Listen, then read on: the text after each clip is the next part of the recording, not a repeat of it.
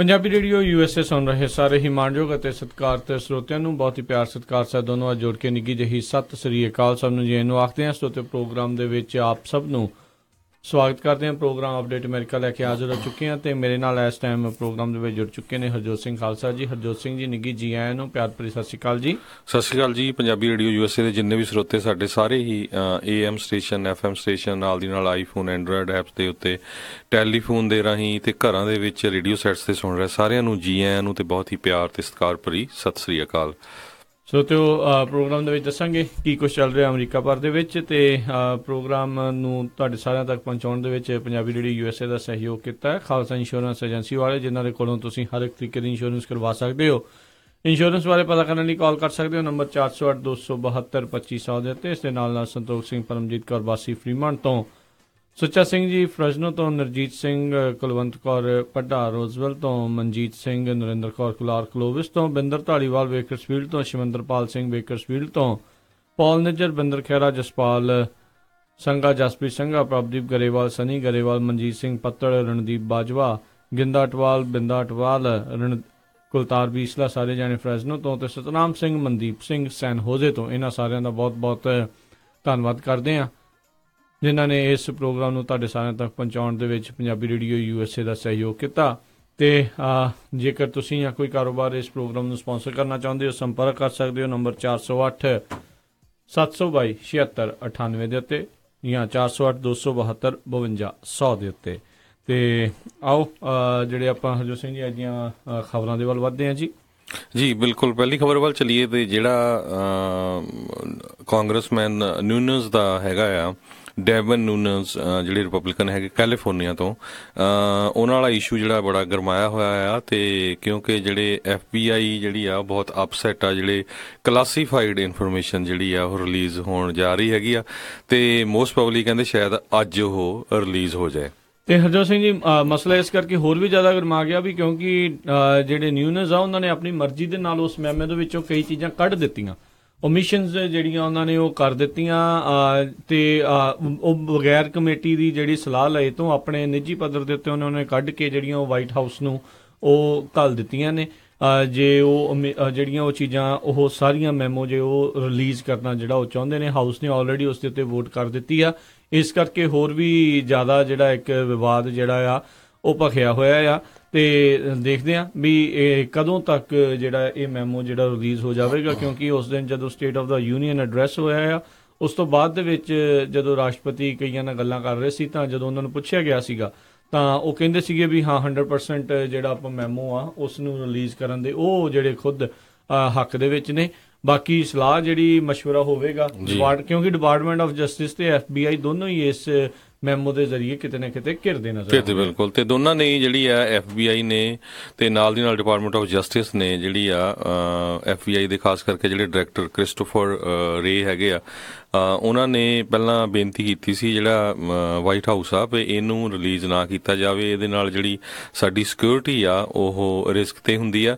ਪਰ ਦੂਜੇ ਪਾਸੇ ਜਿਹੜੇ ਪ੍ਰੈਜ਼ੀਡੈਂਟ ਟਰੰਪ ਆ ਉਹ ਕਹਿੰਦੇ ਵੀ ਨਹੀਂ ਰਿਲੀਜ਼ ਹੋਣਾ ਚਾਹੀਦਾ, ਕਿਉਂਕਿ ਕਿਤੇ ਨਾ ਕਿਤੇ ਉਹ ਚਾਹੁੰਦੇ ਹੈਗੇ ਆ ਜਿਹੜਾ ਜਸਟਿਸ ਡਿਪਾਰਟਮੈਂਟ ਹੈਗਾ ਜਿਹਦੇ ਡਿਪਟੀ ਅਟਾਰਨੀ ਜਨਰਲ ਰੌਡ ਰੋਜ਼ਨਸਟੇਨ ਆ ਵੀ ਉਹਨਾਂ ਦੀ ਕਿਸੇ ਨਾ ਕਿਸੇ ਤਰ੍ਹਾਂ ਛੁੱਟੀ ਕੀਤੀ ਜਾਵੇ। ਅਤੇ ਜਿਹੜੇ ਡਿਪਟੀ ਅਟਾਰਨੀ ਜਨਰਲ ਰੌਡ ਰੋਜ਼ਨਸਟੇਨ ਆ, ਇਹ ਸਰੋਤਿਆਂ ਨੂੰ ਦੱਸਦੇ ਜਾਈਏ, ਇਹ ਉਹੀ ਜਿਹੜੇ ਪਰਸਨ ਆ ਜਿਹੜੇ ਕਿ ਰੋਬਰਟ ਮੁਲਰ ਦੀ ਜਿਹੜੀ ਇਨਵੈਸਟੀਗੇਸ਼ਨ ਚੱਲ ਰਹੀ ਆ ਉਹਨੂੰ ਇਹ ਓਵਰਸੀ ਕਰਦੇ ਹੈਗੇ ਆ। ਬਿਲਕੁਲ ਉਸ ਟਾਈਮ ਦੇ ਉੱਤੇ ਕਿਉਂਕਿ ਜਿਹੜੇ ਅਟਾਰਨੀ ਜਨਰਲ ਸੀ ਉਹਨਾਂ ਨੇ ਆਪਣੇ ਆਪ ਨੂੰ ਰਿਕਿਊਜ਼ ਕਰ ਲਿਆ ਸੀ, ਲਾਂਭੇ ਕਰ ਲਿਆ ਸੀ ਉਹ ਪੂਰੀ ਜਾਂਚ ਤੋਂ, ਅਤੇ ਫਿਰ ਉਹ ਸਾਰਾ ਭਾਰ ਜਿਹੜਾ ਡਿਪਟੀ ਅਟਾਰਨੀ ਜਨਰਲ ਰੌਡ ਰੋਜ਼ਨਸਟਾਈਨ ਉਹਨਾਂ ਦੇ ਉੱਤੇ ਸੀਗਾ। ਅਤੇ ਉਦੋਂ ਉਹਨਾਂ ਨੇ ਜਿਹੜੇ ਬੌਬ ਮਿਊਲਰ ਦਾ ਇੱਕ ਜਿਹੜਾ ਸਪੈਸ਼ਲ ਕਾਉਂਸਲ ਜਿਹੜੀ ਉਦੋਂ ਉਹਨਾਂ ਨੇ ਲਾ ਕੇ ਜਾਂਚ ਕਮੇਟੀ ਜਿਹੜੀ ਇੱਕ ਹਿਸਾਬ ਨਾਲ ਉਹਨਾਂ ਨੇ ਬਿਠਾਈ ਸੀਗੀ।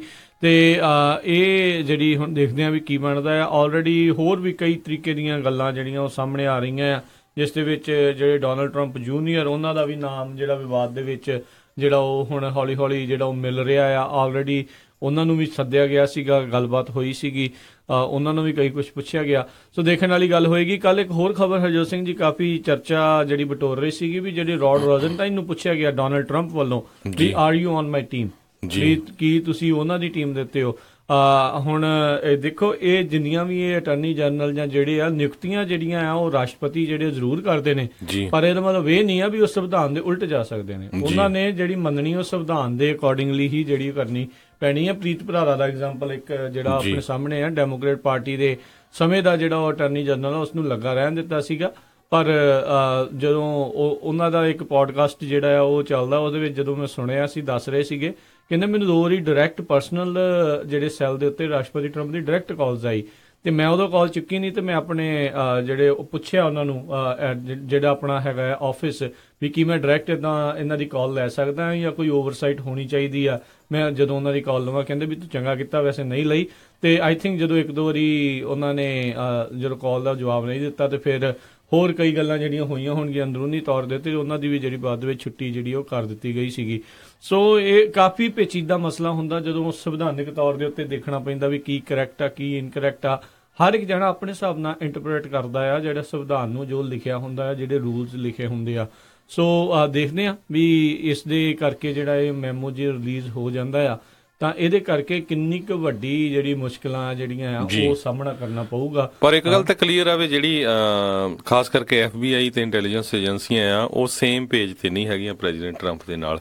ਕਿਤੇ ਨਾ ਕਿਤੇ ਜਿਹੜੀ ਆ ਇਹਨਾਂ ਦਾ ਖੁੰਦਕ ਚੱਲ ਰਹੀ ਹੈ। ਇਹ ਤਾਂ ਹਰਜੋਤ ਸਿੰਘ ਜੀ ਹੋਣੀ ਆ ਜਦੋਂ ਪਹਿਲੇ ਦਿਨ ਤੋਂ, ਕਿਉਂਕਿ ਜਦੋਂ ਇਹ ਰਾਸ਼ਟਰਪਤੀ ਬਣੇ ਸੀਗੇ ਕਹਿੰਦੇ ਸੀਗੇ ਵੀ ਕੋਈ ਮੈਡਲਿੰਗ ਨਹੀਂ ਹੋਈ, ਜਦ ਕਿ ਹੋਰ CIA ਦੇ ਜਿਹੜੇ ਆ ਕੇ ਵੱਖ-ਵੱਖ ਜਗ੍ਹਾ ਦੇ ਉੱਤੇ ਉਹਨਾਂ ਨੇ ਆ ਕੇ ਬਿਆਨ ਦਿੱਤਾ ਵੀ ਰਸ਼ੀਆ ਨੇ ਇੰਟਰਫੇਅਰ ਕਰਨ ਦੀ ਜਿਹੜੀ ਬਹੁਤ ਵੱਡੀ ਜਿਹੜੀ ਕੋਸ਼ਿਸ਼ ਇਲੈਕਸ਼ਨ ਦੇ ਦੌਰਾਨ ਜਿਹੜੀ ਉਹ ਕੀਤੀ ਆ, ਤੇ ਕਈਆਂ ਨੇ ਕਈ ਤਰੀਕੇ ਦੇ ਜਿਹੜੇ ਸਬੂਤ ਆ ਉਹ ਵੀ ਸਾਹਮਣੇ ਪੇਸ਼ ਕੀਤੇ। ਸੋ ਇਹ ਕਾਫੀ ਜਿਹੜੀ ਆ ਸਿਚੁਏਸ਼ਨ, ਜਿੱਦਾਂ ਤੁਸੀਂ ਕਿਹਾ ਵੀ ਸੇਮ ਪੇਜ ਤੇ ਡੈਫੀਨੇਟਲੀ ਨਹੀਂ ਹੈਗੇ। ਆਲਰੇਡੀ ਇੱਕ ਜਿਹੜੇ FBI ਦੇ ਡਾਇਰੈਕਟਰ ਦੀ ਬਲੀ ਲੈ ਚੁੱਕੇ ਨੇ, ਇੱਕ ਜਿਹੜਾ ਡਿਪਟੀ ਸੀਗਾ ਮਕੇਬ, ਉਸ ਦੀ ਵੀ ਮਾਰਚ ਦੇ ਵਿੱਚ ਹੁਣ ਛੁੱਟੀ ਹੋ ਜਾਣੀ ਆ।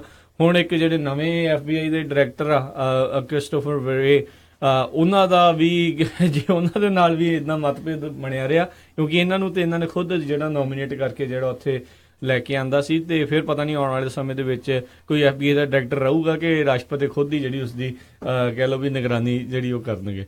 ਜੀ, ਸੋ ਬਿਲਕੁਲ ਕਾਫੀ ਜਿਹੜਾ ਹੈ ਇਹ ਹੌਟ ਇਸ਼ੂ ਹੁਣ ਬਣਿਆ ਹੋਇਆ ਆ।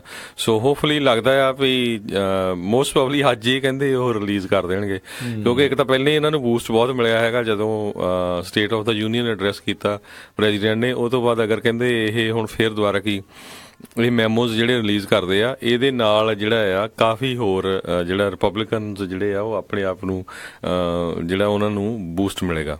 ਜੀ ਜੀ। ਤੇ ਅਗਲੀ ਜਿਹੜੀ ਆਪਾਂ ਹਰਜੋਤ ਸਿੰਘ ਜੀ ਜਿਹੜੀਆਂ ਗੱਲਾਂ ਕਰਦੇ ਆ, ਨੈਸ਼ਵਿਲ ਦੇ ਵਿੱਚ ਜਿਹੜੇ ਮੇਅਰ ਆ ਮੇਗਨ ਬੈਰੀ, ਉਹਨਾਂ ਨੇ ਜਿਹੜਾ ਇੱਕ ਹੋਰ ਵਿਵਾਦ ਜਿਹੜਾ ਉਹ ਸਾਹਮਣੇ ਆਇਆ ਆ, ਉਹਨਾਂ ਦਾ ਕਹਿੰਦੇ ਜੀ ਖੁਦ ਇੱਕ ਅਫੇਅਰ ਜਿਹੜਾ ਉਹਨਾਂ ਦੇ ਹੈਡ ਆਫ ਉਹਨਾਂ ਦੀ ਸਿਕਿਉਰਿਟੀ ਦਾ ਜਿਹੜਾ ਸੀਗਾ ਉਹਨਾਂ ਦੇ ਨਾਲ ਜਿਹੜਾ ਚੱਲ ਰਿਹਾ ਸੀ, ਤੇ ਆਪ ਹੁਣ ਜਾ ਕੇ ਸਾਹਮਣੇ ਜਿਹੜੇ ਲੋਕਾਂ ਦੇ ਸਾਹਮਣੇ ਜਾ ਕੇ ਉਹਨਾਂ ਨੇ ਬਿਆਨ ਦਿੱਤਾ ਵੀ ਰੱਬ ਮੈਨੂੰ ਹੁਣ ਇਸ ਚੀਜ਼ ਦੇ ਲਈ ਮਾਫ ਕਰ ਦੂਗਾ।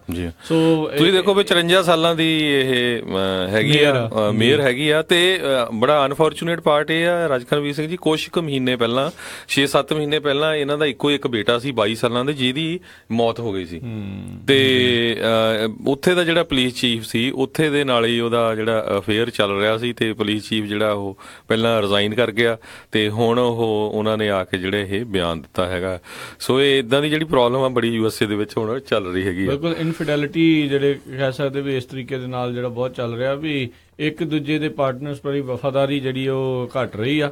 ਜਦੋਂ ਏਡੇ ਅਹੁਦਿਆਂ ਵਾਲੇ ਜਿਹੜੇ ਕੁਛ ਜਿਹੜੇ ਉਹ ਕਰਨ ਲੱਗੇ ਹੋਏ ਆ, ਤੇ ਫਿਰ ਆਮ ਲੋਕ ਵੀ ਕਿਤੇ ਨਾ ਕਿਤੇ ਦੇਖੋ, ਚਾਹੇ ਕੋਈ ਮੰਨੇ ਚਾਹੇ ਨਾ ਮੰਨੇ, ਇਹਨਾਂ ਚੀਜ਼ਾਂ ਦਾ ਅਸਰ ਸਾਰਿਆਂ ਦੀ ਮਾਨਸਿਕਤਾ ਦੇ ਉੱਤੇ ਪੈਂਦਾ ਆ ਵੀ ਤੁਹਾਡੇ ਜਿਹੜੇ ਲੀਡਰ ਜਿਹੜੇ ਕੀ ਕਰ ਰਹੇ, ਚਾਹੇ ਲੋਕ ਬਿਲਕੁਲ ਇਦਾਂ ਦੇ ਨਾ ਹੋਣ, ਨਾ ਉਹਨਾਂ ਦੇ ਸਪੋਰਟਰ ਜਿਹੜੇ ਬਿਲਕੁਲ ਇਦਾਂ ਦੇ ਨਾ ਹੋਣ, ਪਰ ਕਿਤੇ ਨਾ ਕਿਤੇ ਇੱਕ ਦੁਨੀਆ ਭਰ ਦੇ ਵਿੱਚ ਇੱਕ ਇਦਾਂ ਦਾ ਗੱਲਾਂ ਜਿਹੜੀਆਂ ਉਹ ਸਾਹਮਣੇ ਜਿਹੜੀਆਂ ਆ ਉਹ ਜਾਂਦੀਆਂ ਨੇ ਵੀ ਇਹ ਕੁਛ ਜਿਹੜਾ ਉਹ ਚੱਲੀ ਜਾ ਰਿਹਾ। ਤੇ ਹਰਜੋਤ ਸਿੰਘ ਜੀ ਬਹੁਤ ਜ਼ਿਆਦਾ ਇਹ ਵਿਵਾਦਗ੍ਰਸਤ ਸਮਾਂ ਜਿਹੜਾ ਇੱਕ ਹਿਸਾਬ ਦੇ ਨਾਲ ਚੱਲ ਰਿਹਾ ਹੈ ਵੀ ਨਿੱਤ ਆਏ ਦਿਨ ਕੋਈ ਨਾ ਕੋਈ ਪੋਲੀਟੀਸ਼ੀਅਨ ਇਦਾਂ ਦੇ ਕਿਸੇ ਨਾ ਕਿਸੇ ਕਾਂਡ ਦੇ ਵਿੱਚ, ਇਦਾਂ ਦੇ ਕਿਸੇ ਨਾ ਕਿਸੇ ਸਕੈਂਡਲ ਦੇ ਵਿੱਚ ਉਹ ਜਿਹੜਾ ਆ ਉੱਭਰ ਕੇ ਜਿਹੜਾ ਉਹ ਸਾਹਮਣੇ ਜਿਹੜਾ ਆ ਉਹ ਆ ਰਿਹਾ, ਉਹ ਵਿਵਾਦਾਂ ਦੇ ਵਿੱਚ ਘਿਰ ਰਿਹਾ ਆ। ਪਰ ਕਈ ਜਗ੍ਹਾ ਬਹੁਤ ਚੰਗੇ ਲੋਕ ਵੀ ਹੁੰਦੇ ਆ। ਕੱਲ ਰਾਜਕਰਮਵੀਰ ਸਿੰਘ ਜੀ ਖਬਰ ਆਈ ਸੀ ਪਈ ਇੱਕ ਯੂਕੇ ਦੇ ਵਿੱਚ ਜਿਹੜੀ ਸਭ ਤੋਂ ਜਿਹੜੀ ਓਲਡੈਸਟ ਉੱਥੇ ਦੀ ਪੋਲੀਟੀਕਲ ਪਾਰਟੀ ਆ ਟੋਰੀ, ਉਹਨਾਂ ਦਾ ਇੱਕ ਮਿਨਿਸਟਰ ਸੀਗਾ, ਉਹ ਕਹਿੰਦੇ ਵੀ ਜਦੋਂ ਕੰਮ ਤੇ ਗਿਆ ਤੇ ਕੁਝ ਕੁ ਮਿੰਟ ਲੇਟ ਹੋ ਗਿਆ ਹਨਾ ਜੀ ਜੀ, ਤੇ ਉਹਨ ਜਾ ਕੇ ਕਹਿੰਦਾ ਵੀ ਮੈਂ ਬਹੁਤ ਸੌਰੀ ਫੀਲ ਕਰਦਾ ਹੈਗਾ ਤੇ ਉਹਨ ਰਿਜ਼ਾਈਨ ਕਰ ਦਿੱਤਾ ਵੀ ਮੈਂ ਕੰਮ ਤੇ ਮੈਨੂੰ ਲੇਟ ਨਹੀਂ ਹੋਣਾ ਚਾਹੀਦਾ। ਇੱਥੋਂ ਪਤਾ ਲੱਗਦਾ ਜੀ ਬਿਲਕੁਲ। ਸੋ ਇਹ ਕੁਝ ਜਿਹੜਾ ਚੱਲ ਰਿਹਾ, ਸੋ ਇਦਾਂ ਦੇ ਲੋਕ ਵੀ ਜਿਹੜੇ ਹੈਗੇ ਆ ਹਨਾ ਜੀ ਬਿਲਕੁਲ। ਸੋ ਚਾਹੀਦੇ ਇਦਾਂ ਦੇ ਆ ਜਿਨ੍ਹਾਂ ਨੂੰ ਆਈਡਲ ਮੰਨਿਆ ਜਾਵੇ, ਪਰ ਅਫਸੋਸ ਵਾਲੀ ਗੱਲ ਆ ਵੀ ਇਹ ਖਬਰਾਂ 'ਚ ਨਹੀਂ ਰਹਿੰਦੇ, ਇਹਨਾਂ ਦੇ ਬਾਰੇ ਜਿਹੜਾ ਪਤਾ ਨਹੀਂ ਲੱਗਦਾ। ਜਦੋਂ ਕੋਈ ਇਦਾਂ ਦੀ ਗੱਲ ਹੁੰਦੀ ਆ ਫਿਰ ਹੀ ਇਹਨਾਂ ਦੀ ਜਿਹੜੀ ਉਹ ਖਬਰ ਬਣਦੀ ਆ। ਸੋ ਬਲਕਿ ਜਦੋਂ ਪਹੁੰਚਿਆ ਵੀ ਉਹਨੂੰ ਉੱਥੇ ਕਹਿੰਦੇ ਹਾਊਸ ਆਫ ਲਾਰਡਸ ਦੇ ਵਿੱਚ ਉਹਦੀ ਸੀਗੀ ਮੀਟਿੰਗ, ਉਹਦੇ ਚ ਉਹਨੂੰ ਸਭ ਤੋਂ ਪਹਿਲਾਂ ਜਾ ਕੇ ਇਹ ਕਿਹਾ ਵੀ ਮੈਂ ਥੋਰੋਲੀ ਅਸ਼ੇਮਡ ਆ ਫॉर ਅਰਾਈਵਿੰਗ ਲੇਟ ਹਨਾ ਜੀ ਜੀ। ਤੇ ਹਰਜੋਤ ਸਿੰਘ ਜੀ, ਜਿਹੜਾ ਮੀ ਟੂ ਮੂਵਮੈਂਟ ਆ, ਜਿਹੜੀ ਐਲੀਗੇਸ਼ਨਸ ਆ, ਇਹ ਆਪਣੇ ਇਕੱਲੇ ਅਮਰੀਕਾ ਤੱਕ ਹੀ ਸੀਮਿਤ ਨਹੀਂ ਆ, ਕੈਨੇਡਾ ਦੇ ਵੀ ਬਹੁਤ ਸਾਰੇ ਜਿਹੜੇ ਕਈ ਮਿਨਿਸਟਰ ਆ ਇਸ ਮਾਮਲਿਆਂ ਦੇ ਵਿੱਚ ਫਸ ਰਹੇ ਆ, ਜਿਨ੍ਹਾਂ ਨੂੰ ਜਿਹੜੇ ਅਸਤੀਫੇ ਜਿਹੜੇ ਦੇਣੇ ਪੈ ਰਹੇ ਆ। ਇੱਕ ਜਗ੍ਹਾ ਦਾ ਕੈਬਨਿਟ ਮਿਨਿਸਟਰ ਹਰਜੋਤ ਸਿੰਘ ਜੀ ਇਦਾਂ ਵਿਵਾਦਾਂ ਦੇ ਵਿੱਚ ਐਲੀਗੇਸ਼ਨ ਉਸ ਦੇ ਉੱਤੇ ਲੱਗੀਆਂ, ਸਵੇਰ ਨੂੰ ਲੱਗੀਆਂ, ਸ਼ਾਮ ਤਾਈਂ ਜਿਹੜੀ ਕੈਬਨਿਟ ਮਿਨਿਸਟਰੀ ਜਿਹੜੀ ਆ ਉਸ ਦੇ ਹੱਥੋਂ ਖੁੰਝ ਚੁੱਕੀ ਸੀਗੀ। ਸੋ ਇਹ ਜਿਹੜੀ ਇਸ ਟਾਈਮ ਐਲੀਗੇਸ਼ਨਸ ਦਾ ਜਿਹੜੀ ਚੱਲ ਰਹੀ ਆ, ਇਹ ਕਿਤੇ ਨਾ ਕਿਤੇ ਆ ਵੀ ਇਹ ਪਹਿਲੋਂ ਬਹੁਤ ਕੁਝ ਕਰਦੇ ਰਹੇ ਤੇ ਇਹਨਾਂ ਨੂੰ ਕੁਝ ਨਹੀਂ ਪਤਾ ਨਹੀਂ ਸੀ ਲੱਗਦਾ ਇਸ ਚੀਜ਼ ਦੇ ਬਾਰੇ, ਵੀ ਕੋਈ ਆਵਾਜ਼ ਨਹੀਂ ਸੀ ਉਠਾਉਂਦਾ। ਹੁਣ ਜਦੋਂ ਆਵਾਜ਼ ਉੱਠ ਰਹੀ ਹੈ ਤੇ ਪੁਰਾਣੀਆਂ ਗੱਲਾਂ ਜਿਹੜੀਆਂ ਆ ਉਹ ਹੁਣ ਸਾਹਮਣੇ ਆ ਰਹੀਆਂ। ਸੋ ਜੇ ਪੋਲੀਟੀਸ਼ੀਅਨ ਚਾਹੁੰਦੇ ਆ ਵੀ ਇਹ ਚੀਜ਼ਾਂ ਤੋਂ ਬਚਾਅ ਰਵੇ ਤਾਂ ਬੰਦੇ ਬਣ ਕੇ ਰਹਿਣਾ ਚਾਹੀਦਾ, ਉਹਨਾਂ ਨੂੰ ਅਕਲ ਦੇ ਨਾਲ ਜਿਹੜਾ ਚੱਲਣਾ ਚਾਹੀਦਾ, ਜਿਹਨੂੰ ਜਿਹੜੀ ਰਿਸਪੈਕਟ, ਜਿਹੜੀ ਇੱਜ਼ਤ, ਜਿਹੜਾ ਮਾਣ ਜਿਹੜਾ ਹਰ ਇੱਕ ਦਾ ਬਣਦਾ ਆ, ਤੇ ਉਹ ਜਿਹੜੀ ਦੇਣੀ ਚਾਹੀਦੀ ਹੈ। ਤੇ ਆਪਣੇ ਅਹੁਦੇਦਾਰ ਕਿਤੇ ਨਾ ਕਿਤੇ ਉਹਨਾਂ ਨੂੰ ਸ਼ਰਮ ਜਿਹੜੀ ਆ ਉਹ ਜ਼ਰੂਰ ਸਾਰਿਆਂ ਨੂੰ ਰੱਖਣੀ ਚਾਹੀਦੀ ਆ ਵੀ ਤੁਸੀਂ ਕਿੱਦਾਂ ਦੇ ਕੰਮ ਜਿਹੜੇ ਉਹ ਕਰਨ ਲੱਗੇ ਹੋਏ ਹੋ। ਹੁਣ ਬਹੁਤ ਸਾਰੇ ਲੋਕ ਕਹਿਣ ਲੱਗੇ ਨਹੀਂ ਜੀ ਇਹ ਤਾਂ ਹੁਣ 20 ਸਾਲ ਪੁਰਾਣੀ ਗੱਲ ਆ, ਇਹ ਆ ਉਹ ਹੈ। ਗੱਲ ਇਹ ਹਰਜੋਤ ਸਿੰਘ ਜੀ, ਉਸ ਟਾਈਮ ਦੇ ਉੱਤੇ ਜਿਹੜਾ ਕੋਈ ਸੁਣਦਾ ਨਹੀਂ ਸੀ, ਮੀਡੀਆ ਵੀ ਸਾਰਾ ਇਹਨਾਂ ਦਾ ਬਾਈ ਕੀਤਾ ਹੋਇਆ ਸੀ। ਹੁਣ ਜਦੋਂ ਗੱਲਾਂ ਸਾਹਮਣੇ ਆ ਰਹੀਆਂ ਤੇ ਹੁਣ ਇਹ ਕਹਿ ਰਹੇ ਲੈ ਜੀ ਇਹ ਤਾਂ ਹੁਣ ਬਸ ਏਦਾਂ ਕਹਿ ਗਏ ਆ ਵੀ ਮਾੜਾ ਜਿਹਾ ਕਿਸੇ ਨੂੰ ਕੋਈ ਕੁਝ ਕਹਿ ਵੀ ਨਹੀਂ ਸਕਦਾ, ਇਹ ਹੈ ਉਹ ਹੈ। ਤੇ ਪਰ ਹਰਜੋਤ ਸਿੰਘ ਜੀ ਅਫਸੋਸ ਵਾਲੀ ਗੱਲ ਇਹ ਆ ਵੀ ਆਪਾਂ ਦੇਖਿਆ ਵੀ ਆ US ਜਿਮਨੈਸਟ ਦਾ ਇੱਕ ਬਹੁਤ ਵੱਡਾ ਜਿਹੜਾ ਉਦਾਹਰਣ ਆ, ਤਕਰੀਬਨ 350 ਕੁੜੀਆਂ ਔਰਤਾਂ ਜਿਹੜੀਆਂ ਸਾਹਮਣੇ ਆਈਆਂ ਉਸ ਡਾਕਟਰ ਦੇ ਖਿਲਾਫ। ਤੇ ਕੱਲ ਦੀ ਜਿਹੜੀ ਖਬਰ ਸੀ ਵੀ US ਜਿਮਨੈਸਟ ਦੇ ਜਿੰਨੇ ਵੀ ਸਾਰੇ ਚੇਅਰਮੈਨ ਵੱਖ-ਵੱਖ ਅਹੁਦਿਆਂ ਦੇ ਸੀਗੇ, ਉੱਚ ਅਧਿਕਾਰੀ ਸੀ, ਸਾਰੇ ਅਸਤੀਫਾ ਜਿਹੜੇ ਆ ਜੀ ਹੁਣ ਦੇ ਚੁੱਕੇ ਨੇ। ਤੇ ਉਹ ਕਿਉਂਕਿ ਉਹ ਦੇਣੇ ਹੀ ਪੈਣੇ ਸੀਗੇ, ਕਿਉਂਕਿ ਇੰਨੀਆਂ ਸ਼ਿਕਾਇਤਾਂ ਹੋਣ ਦੇ ਬਾਵਜੂਦ ਉਸ ਡਾਕਟਰ ਦੇ ਉੱਤੇ ਕਿਸੇ ਤਰੀਕੇ ਦੀ ਕੋਈ ਕਾਰਵਾਈ ਜਿਹੜੀ ਆ ਉਹ ਨਾ ਹੋਈ। ਤੇ ਹੁਣ ਅਦਾਲਤ ਵਿੱਚ ਜਾ ਕੇ ਫਾਈਨਲੀ ਉਸ ਦੇ ਖਿਲਾਫ ਜਿਹੜਾ ਉਹ ਫੈਸਲਾ ਜਿਹੜਾ ਉਹ ਸੁਣਾਇਆ ਗਿਆ ਸੀਗਾ। ਸੋ ਤੁਸੀਂ ਇਹ ਸੋਚੋ ਵੀ ਜੇ ਇਹ ਪਾਸੇ ਇਹ ਹਾਲ ਆ ਤੇ ਬਾਕੀ ਜਗ੍ਹਾ ਦੇ ਉੱਤੇ ਕੀ ਹੋਰ ਗੰਦ ਜਿਹੜਾ ਉਹ ਪਿਆ ਹੋਇਆ। ਜੀ ਬਿਲਕੁਲ, ਜਿਸ ਤਰ੍ਹਾਂ ਤੁਸੀਂ ਦੱਸਿਆ ਸਾਡਾ ਗੁਆਂਢੀ ਮੁਲਕ ਜਿਹੜਾ ਹੈਗਾ ਆ ਕੈਨੇਡਾ ਦਾ ਜਿਹੜਾ ਸਪੋਰਟਸ ਮਿਨਿਸਟਰ ਆ ਕੈਂਟ ਹੇਹਰ, ਉਹਨੂੰ ਹੁਣ ਰਿਜ਼ਾਈਨ ਕਰਨਾ ਪਿਆ ਟਰੂਡੋ ਦੀ ਕੈਬਨਿਟ ਦੇ ਵਿੱਚੋਂ, ਕਿਉਂਕਿ ਸੋਸ਼ਲ ਮੀਡੀਆ ਦੇ ਉੱਤੇ ਹੀ ਉਹਨਾਂ ਦੇ ਉੱਤੇ ਜਿਹੜੇ ਸੈਕਸ਼ੂਅਲ ਹਰਾਸਮੈਂਟ ਦੇ ਜਿਹੜੇ ਚਾਰਜਸ ਲੱਗੇ ਸੀਗੇ। ਤੇ ਪ੍ਰਾਈਮ ਮਿਨਿਸਟਰ ਜਸਟਿਨ ਟਰੂਡੋ ਜਿਹੜੇ ਅੱਜ ਕੱਲ ਡੈਵੋਸ ਗਏ ਹੈਗੇ ਸਵਿਟਜ਼ਰਲੈਂਡ ਦੇ ਵਿੱਚ, ਤੇ ਉੱਥੇ ਉਹਨਾਂ ਨੂੰ ਜਦੋਂ ਪੁੱਛਿਆ ਗਿਆ ਉਹਨਾਂ ਨੇ ਕਿਹਾ ਵੀ ਮੈਂ ਉਹਦਾ ਜਿਹੜਾ ਅਸਤੀਫਾ ਲੈ ਲਿਆ ਹੈਗਾ ਆ, ਪਈ ਅਸੀਂ ਇਦਾਂ ਦੀ ਜਿਹੜੀ ਕਾਰਵਾਈ ਹੈਗੀ ਆ ਕੋਈ ਵੀ ਜਿਹੜਾ ਉੱਥੇ ਕਰ ਰਿਹਾ ਹੈਗਾ ਉਹਦੇ ਅਗੇਂਸਟ ਹੈਗੇ ਆ, ਤੇ ਕੋਈ ਵੀ ਜਿਹੜਾ ਐਥੀਕਲ ਜਿਹੜਾ ਰੋਂਗ ਬੰਦਾ ਆ ਉਹਨੂੰ ਆਪਾਂ ਰਾਈਟ ਵੇ ਜਿਹੜਾ ਕੈਬਨਿਟ ਚੋਂ ਕੱਢਾਂਗੇ। ਜੀ ਬਿਲਕੁਲ।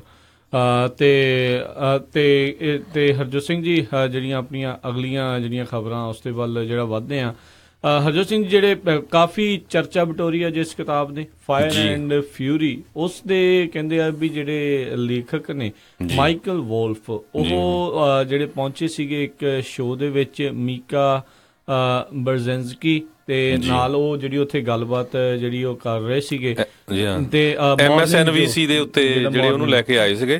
ਤੇ ਉਹਦੀ ਫਿਰ ਜਦੋਂ ਉਹਨਾਂ ਨੇ ਗੱਲਬਾਤ ਕੀਤੀ, ਕਿਉਂਕਿ ਉਹਨੇ ਆਪਣੀ ਬੁੱਕ 'ਚ ਲਿਖਿਆ ਵੀ ਜਿਹੜੀ ਨਿੱਕੀ ਹੈਲੀ ਹੈਗੀ ਆ UN ਸੈਕਟਰੀ ਜਿਹੜੀ ਆ UN ਦੇ ਲਈ US ਤੋਂ, ਉਹਨਾਂ ਦੇ ਪਈ ਅਫੇਅਰ ਚੱਲ ਰਿਹਾ ਟਰੰਪ ਦੇ ਨਾਲ। ਤੇ ਉੱਥੇ ਕਹਿੰਦੇ ਵੀ ਜਿਹੜੀ ਉਹ ਸੀਗੀ ਉੱਥੇ ਐਂਕਰ, ਉਸਨੇ ਉਹਨੂੰ ਰੋਕ ਦਿੱਤਾ ਤੇ ਉਹਨੇ ਕੱਟ ਆਫ ਕਰ ਦਿੱਤਾ ਵੀ ਤੂੰ ਇੱਕ ਔਰਤ ਦੇ ਉੱਤੇ ਬਗੈਰ ਮਤਲਬ ਤੋਂ ਇਸ ਤਰੀਕੇ ਦੇ ਜਿਹੜੇ ਸਲਰਿੰਗ ਕਰ ਰਿਹਾ, ਦੋਸ਼ ਜਿਹੜੇ ਤੂੰ ਉਸ ਤਰੀਕੇ ਨਾਲ ਲਾ ਰਿਹਾ, ਤੇ ਨਾਲ ਦੇ ਨਾਲ ਹੀ ਇੱਕ ਹਿਸਾਬ ਨਾਲ ਉਹਦੀ ਉੱਥੋਂ ਛੁੱਟੀ ਵੀ ਕਹਿ ਲਓ ਵੀ ਉਸ ਨੂੰ ਜਿਹੜਾ ਉੱਥੋਂ ਫਿਰ ਉਹ ਇੰਟਰਵਿਊ ਦੇ ਵਿੱਚੋਂ ਗੱਲਬਾਤ ਦੇ ਵਿੱਚੋਂ ਜਿਹੜਾ ਉਹ ਤੋੜ ਦਿੱਤਾ, ਕਿਉਂਕਿ ਉਹਨੇ ਬੁੱਕ ਦੇ ਵਿੱਚ ਵੀ ਲਿਖਿਆ ਸੀ ਵੀ ਉਹ ਨਿੱਕੀ ਹੈਲੀ ਜਿਹੜੀ ਆ ਬਹੁਤ ਪ੍ਰੈਜ਼ੀਡੈਂਟ ਟਰੰਪ ਤੇ ਉਹਦੇ ਪਰਿਵਾਰ ਦੇ ਲਾਗੇ ਆ ਤੇ ਉਹ ਆਪਣਾ ਪੋਲੀਟੀਕਲ ਗੇਨ ਕਰਨ ਦੇ ਲਈ ਹੋਰ ਸੈਕਟਰੀ ਆਫ ਸਟੇਟ ਬਣਨਾ ਚਾਹੁੰਦੀ ਸੀ।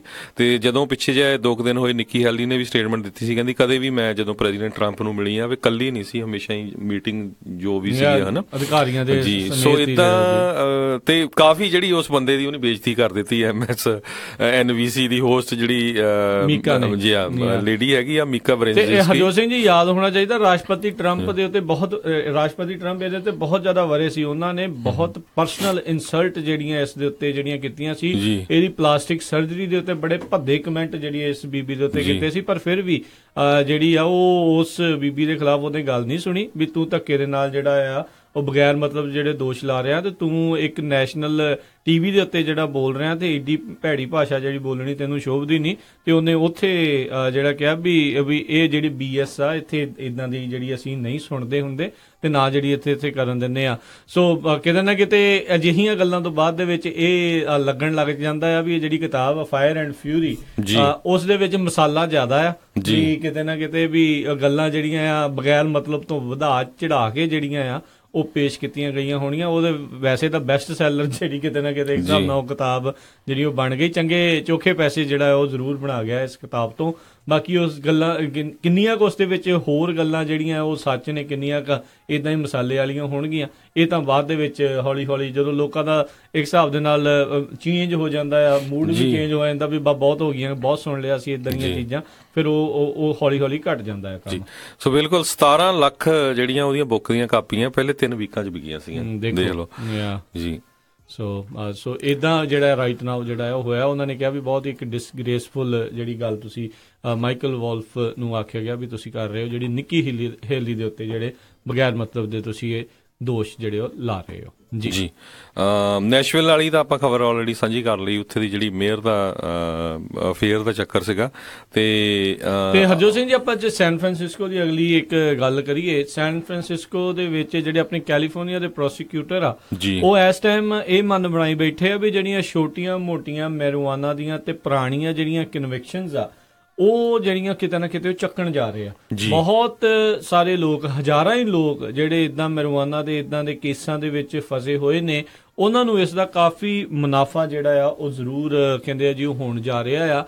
ਤੇ ਉਹ ਜਿਹੜੀਆਂ ਵੀ ਪੁਰਾਣਾ ਕਿਤੇ ਨਾ ਕਿਤੇ, ਕਿਉਂਕਿ ਹੁਣ ਆਪਾਂ ਦੇਖ ਰਹੇ ਹਾਂ ਵੀ ਇੱਥੇ ਮੈਰੀਜੁਆਨਾ ਲੀਗਲ ਹੋ ਚੁੱਕੀ ਆ, ਜਿਹੜੀ ਆ ਆਈ ਥਿੰਕ ਜਿਹੜੇ ਬੰਦੇ ਉਸ ਲਿਮਿਟ ਦੇ ਅਧੀਨ ਜਿਹੜੇ ਆ ਰਹੇ ਨੇ ਵੀ ਉਹਨਾਂ ਦੇ ਕੋਲੋਂ ਇੰਨੀ ਮਾਤਰਾ ਦੀ ਜਿਹੜੀ ਸ਼ਾਇਦ ਜਾਂ ਉਸ ਤੋਂ ਘੱਟ ਮਾਤਰਾ ਦੀ ਜਿਹੜੀ ਫੜੀ ਗਈ ਹੋਊਗੀ, ਤੇ ਜਿਹੜੀ ਇੱਕ ਟਾਈਮ ਦੇ ਉੱਤੇ ਫੈਡਰਲ ਲੈਵਲ ਦੇ ਉੱਤੇ ਉਦੋਂ ਜਿਹੜਾ ਆ ਉਹ ਜਿਹੜਾ ਕਹਿ ਲਓ ਵੀ ਗੈਰ ਕਾਨੂੰਨੀ ਸੀਗਾ ਵੀ ਤੁਸੀਂ ਨਹੀਂ ਸੀ ਕਰ ਸਕਦੇ, ਉਦੋਂ ਉਸ ਹਿਸਾਬ ਦੇ ਨਾਲ ਬਹੁਤ ਸਾਰੇ ਜਿਹੜੇ ਓਲਡ ਕਨਵਿਕਸ਼ਨਸ ਆ ਉਹਨਾਂ ਨੂੰ ਓਵਰਟਰਨ ਜਿਹੜੇ ਆ ਉਹ ਕਰਨ ਜਾ ਰਹੇ ਆ ਤੇ ਉਹਨਾਂ ਨੂੰ ਉਹ ਵਾਪਸ ਲੈਣ ਜਾ ਰਹੇ ਆ। ਹਜ਼ਾਰਾਂ ਹੀ ਲੋਕਾਂ ਦਾ ਜਿਹੜਾ ਇਸ ਦੇ ਵਿੱਚ ਫਰਕ ਹੋਵੇਗਾ। ਕੱਲੇ ਸੈਨ ਫਰਾਂਸਿਸਕੋ ਦੇ ਵਿੱਚ ਹੁਣ ਤੱਕ ਹਰਜੋਤ ਸਿੰਘ ਜੀ ਇਦਾਂ ਦੇ 8000 ਕੇਸ, ਸੈਨ ਡਿਏਗੋ ਦੇ ਵਿੱਚ ਤਕਰੀਬਨ 5000 ਕੇਸ ਜਿਹੜੇ ਉਹਨਾਂ ਨੇ ਆਲਰੇਡੀ ਪਛਾਣ ਲਏ ਨੇ, ਜਿਨ੍ਹਾਂ ਦੇ ਵਿੱਚ ਇਹਨਾਂ ਲੋਕਾਂ ਨੂੰ ਇਹਨਾਂ ਦੀਆਂ ਕਨਵਿਕਸ਼ਨਸ ਜਿਹੜੀਆਂ ਆ ਜਿਨ੍ਹਾਂ ਦੇ ਵਿੱਚ ਇਹਨਾਂ ਨੂੰ ਦੋਸ਼ੀ ਪਾਇਆ ਗਿਆ ਸੀ ਉਹ ਓਵਰਟਰਨ ਕੀਤੀਆਂ ਜਾ ਸਕਦੀਆਂ ਨੇ। ਬਿਲਕੁਲ 75 ਤੋਂ ਲੈ ਕੇ ਕਈਆਂ ਦੇ ਉੱਤੇ ਜਿੱਦਾਂ ਜਿਹੜੇ ਉਹਨਾਂ ਦੇ ਰੈਕਡ ਦੇ ਵਿੱਚ ਸੀਗੀਆਂ ਵੀ ਇਹ ਮਰਵਾਨਾ ਯੂਜ਼ ਕਰਦੇ ਹੈਗੇ ਆ, ਸੋ ਉਹਦਾ ਨੈਗੇਟਿਵ ਇਫੈਕਟ ਬੜਾ ਪੈਂਦਾ ਸੀ ਜਦੋਂ ਕੋਈ ਕਿਸੇ ਗਵਰਨਮੈਂਟ ਦੀ ਜੌਬ ਕਰਨ ਦੇ ਲਈ ਬੰਦਾ ਅਪਲਾਈ ਕਰਦਾ ਸੀ, ਜਾਂ ਜਿਹੜੀਆਂ ਕਈ ਕੰਪਨੀਆਂ ਹੁੰਦੀਆਂ ਜਿਨ੍ਹਾਂ ਦੇ ਵਿੱਚ ਤੁਹਾਡੀ ਸਿਕਿਉਰਿਟੀ ਕਲੀਅਰੈਂਸ ਜਾਂ ਤੁਹਾਡਾ ਜਿਹੜਾ ਬੈਕਗਰਾਊਂਡ ਰੈਕਡ ਚੈੱਕ ਕਰਦੇ ਹੈਗੇ ਆ, ਸੋ ਉਹਦੇ ਨਾਲ ਜਿਹੜਾ ਆ ਉਹਨਾਂ ਨੂੰ ਜੌਬ ਨਹੀਂ ਮਿਲਦੀ ਸੀ। ਸੋ 1975 ਤੋਂ ਲੈ ਕੇ ਹੁਣ ਤੱਕ ਕਿਸੇ ਨੂੰ ਵੀ ਜਿਹੜੀ ਮਰਵਾਨਾ ਯੂਜ਼ ਦੀ ਜਾਂ ਮਰਵਾਨਾ ਪੋਜੈਸ਼ਨ ਦੀ ਜਿਹੜੀ ਟਿਕਟ ਮਿਲੀ ਆ ਉਹ ਕਲੀਨ ਹੋ ਜਾਣੀ ਆ ਜੀ। ਤੇ ਸੋ ਮਤਲਬ ਬੇਸਿਕਲੀ ਇੱਕ ਹਿਸਾਬ ਨਾਲ ਉਹਨਾਂ ਦਾ ਜਦੋਂ ਰੈਕਡ ਕਲੀਨ ਹੋਊਗਾ ਤੇ ਸ਼ਾਇਦ ਆਉਣ ਵਾਲੇ ਸਮੇਂ ਦੇ ਵਿੱਚ ਉਹਨਾਂ ਨੂੰ ਜੌਬ ਵਗੈਰਾ ਵੀ ਜਿਹੜੀ ਉਹ ਮਿਲ ਸਕਦੀ ਹੈ। ਸੋ ਬਿਲਕੁਲ ਰਾਜਕਰਮੀਰ ਸਿੰਘ ਜੀ, ਸਾਡਾ ਜਿਹੜਾ ਸਮਾਂ ਆ ਉਹ ਬ੍ਰੇਕ ਦਾ ਹੋਣ ਵਾਲਾ, ਤੇ ਬ੍ਰੇਕ ਤੋਂ ਪਹਿਲਾਂ ਜਾਂਦੇ ਇੱਕ ਖਬਰ ਹੋਰ ਤੁਹਾਡੀ ਸਾਂਝੀ ਕਰ ਜਾਈਏ।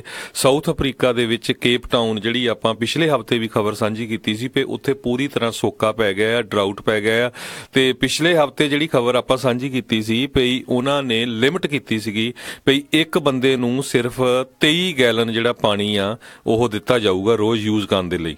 ਜੀ। ਤੇ ਲੋਕ ਜਿਹੜੇ ਆ ਈਵਨ ਜਿਹੜੇ ਕਹਿੰਦੇ ਵੀ ਲਾਂਡਰੀ ਦਾ ਜਾਂ ਹੋਰ ਜਿਹੜੇ ਪਾਣੀ ਉਹਨਾਂ ਨੂੰ ਰੀਸਾਈਕਲ ਕਰਕੇ ਵਰਤਦੇ ਸੀ। ਤੇ ਹੁਣ ਕਹਿੰਦੇ ਵੀ ਇੰਨੀ ਬੁਰੀ ਸਿਚੁਏਸ਼ਨ ਚੱਲ ਰਹੀ ਹੈਗੀ ਆ ਕੇਪ ਟਾਊਨ, ਕਹਿੰਦੇ ਕਿਸੇ ਟਾਈਮ ਦੇ ਉੱਤੇ ਫੋਰ ਫਰੰਟ ਹੁੰਦਾ ਸੀ ਉਹ ਅਫਰੀਕਾ ਦੀ ਗ੍ਰੀਨ ਮੂਵਮੈਂਟ ਦਾ। ਦੇਖ ਲਓ ਵੀ ਹੁਣ ਪਾਣੀ ਬਚਿਆ ਹੀ ਨਹੀਂ ਜੀ। ਜਿਸ ਤਰ੍ਹਾਂ ਆਪਾਂ ਕਈ ਵਾਰੀ ਪੰਜਾਬ ਦੀ ਵੀ ਗੱਲ ਕਰਦੇ ਹੁੰਦੇ ਵੀ ਕਿੰਨੇ ਦਰਖਤ ਹੁੰਦੇ ਸੀ, ਵੀ ਸਭ ਤੋਂ ਜ਼ਿਆਦਾ ਗ੍ਰੀਨਰੀ ਉੱਥੇ ਹੁੰਦੀ ਸੀ, ਰਾਈਟ। ਸੋ ਹੁਣ ਦੇਖੋ ਭਈ ਅੱਜ ਉਹਨਾਂ ਨੇ ਅਨਾਉਂਸ ਕਰ ਦਿੱਤਾ ਵੀ ਪਰ ਪਰਸਨ ਸਿਰਫ ਅਸੀਂ 13 ਗੈਲਨ ਦੇਵਾਂਗੇ। ਅੱਧਾ ਹੀ ਜਿਹੜਾ ਹਿਸਾਬ ਦੇ ਨਾਲ ਉਹਨਾਂ ਨੇ ਕਰ ਦਿੱਤਾ, 23 ਗੈਲਨ ਤੋਂ ਘਟਾ ਕੇ 13 ਗੈਲਨ ਇੱਕ ਬੰਦੇ ਨੂੰ ਯੂਜ਼ ਕਰਨ ਲਈ ਪਾਣੀ ਦੇਣਾ ਜੀ। ਤੇ ਉਹਨਾਂ ਨੇ ਆਲਰੇਡੀ ਡੇ 0 ਜਿਹੜਾ ਡਿਕਲੇਅਰ ਕਰ ਦਿੱਤਾ ਆ। ਤੇ ਜੇ ਕਹਿੰਦੇ ਭਈ ਕਿਸੇ ਤਰ੍ਹਾਂ ਦਾ ਜਾਂ ਉੱਥੇ ਬਾਰਿਸ਼ ਨਾ ਹੋਈ ਜਾਂ ਕੁਛ ਹੋਰ ਪ੍ਰਬੰਧ ਨਾ ਹੋਇਆ ਤਾਂ ਅਪ੍ਰੈਲ 16 ਨੂੰ ਉਹਨਾਂ ਨੇ ਜਿਹੜਾ ਪਾਣੀ ਆ ਦੇਣਾ ਟੋਟਲੀ ਉੱਥੇ ਬੰਦ ਹੋ ਜਾਣਾ। ਕਹਿੰਦੇ ਵੀ ਉੱਥੇ ਪਾਣੀ ਖਤਮ ਹੀ ਹੋ ਜਾਣਾ ਆ, ਜਿਹੜਾ ਡੇ 0 ਜਿਸ ਨੂੰ ਐਲਾਨਾ ਗਿਆ। ਦੂਜੀ ਸਭ ਤੋਂ ਜ਼ਿਆਦਾ ਪਾਪੂਲੇਟਿਡ ਜਿਹੜੀ ਸਿਟੀ ਆ ਕੇਪ ਟਾਊਨ, ਸਾਊਥ ਅਫਰੀਕਾ ਮੁਲਕ ਦੀ। ਸੋ ਜਿਸ ਹਿਸਾਬ ਦੇ ਨਾਲ ਡੇਲੀ ਕੰਜ਼ੰਪਸ਼ਨ ਹੋ ਰਹੀ ਆ ਤੇ ਡੈਸਪਰੇਸ਼ਨ ਜਿਹੜੀ ਇਸ ਟਾਈਮ ਲੋਕਾਂ ਨੂੰ ਪਤਾ ਨਹੀਂ ਲੱਗ ਰਿਹਾ ਵੀ ਅਸੀਂ ਕਰਾਂਗੇ ਤੇ ਕੀ ਕਰਾਂਗੇ, ਨਲਕਿਆਂ 'ਚੋਂ ਪਾਣੀ ਨਹੀਂ ਆ ਰਿਹਾ, ਕੀ ਹੋ ਰਿਹਾ ਆ। ਸੋ ਕਹਿੰਦੇ ਜੇ ਮਾੜੀ ਜੀ ਦੱਸਦੇ ਜਾਈਏ ਵੀ ਜੇ ਤੁਸੀਂ ਕੀ ਕਰਦੇ ਹੋ ਤਾਂ ਤੁਹਾਡਾ ਕਿੰਨਾ ਪਾਣੀ ਜਿਹੜਾ ਖਰਚ ਹੋ ਜਾਂਦਾ ਆ। ਜੇ 90 ਸੈਕਿੰਡ 1.5 ਮਿੰਟ ਜੇ ਤੁਸੀਂ ਨਹਾਉਂਦੇ ਹੋ ਤਾਂ ਉਹਦੇ ਵਿੱਚ 15 ਲੀਟਰ ਪਾਣੀ ਆਪਣਾ ਵੇਸਟ ਹੋ ਜਾਂਦਾ ਆ, ਆਪਾਂ ਜਿਹੜਾ ਉਹ ਯੂਜ਼ ਕਰ ਲੈਂਦੇ ਆ। ਇੱਕ ਟਾਇਲਟ ਫਲਸ਼ ਦੇ ਵਿੱਚ 9 ਲੀਟਰ ਤੱਕ ਜਿਹੜਾ ਪਾਣੀ ਆ ਉਹ ਯੂਜ਼ ਹੋ ਜਾਂਦਾ ਆ।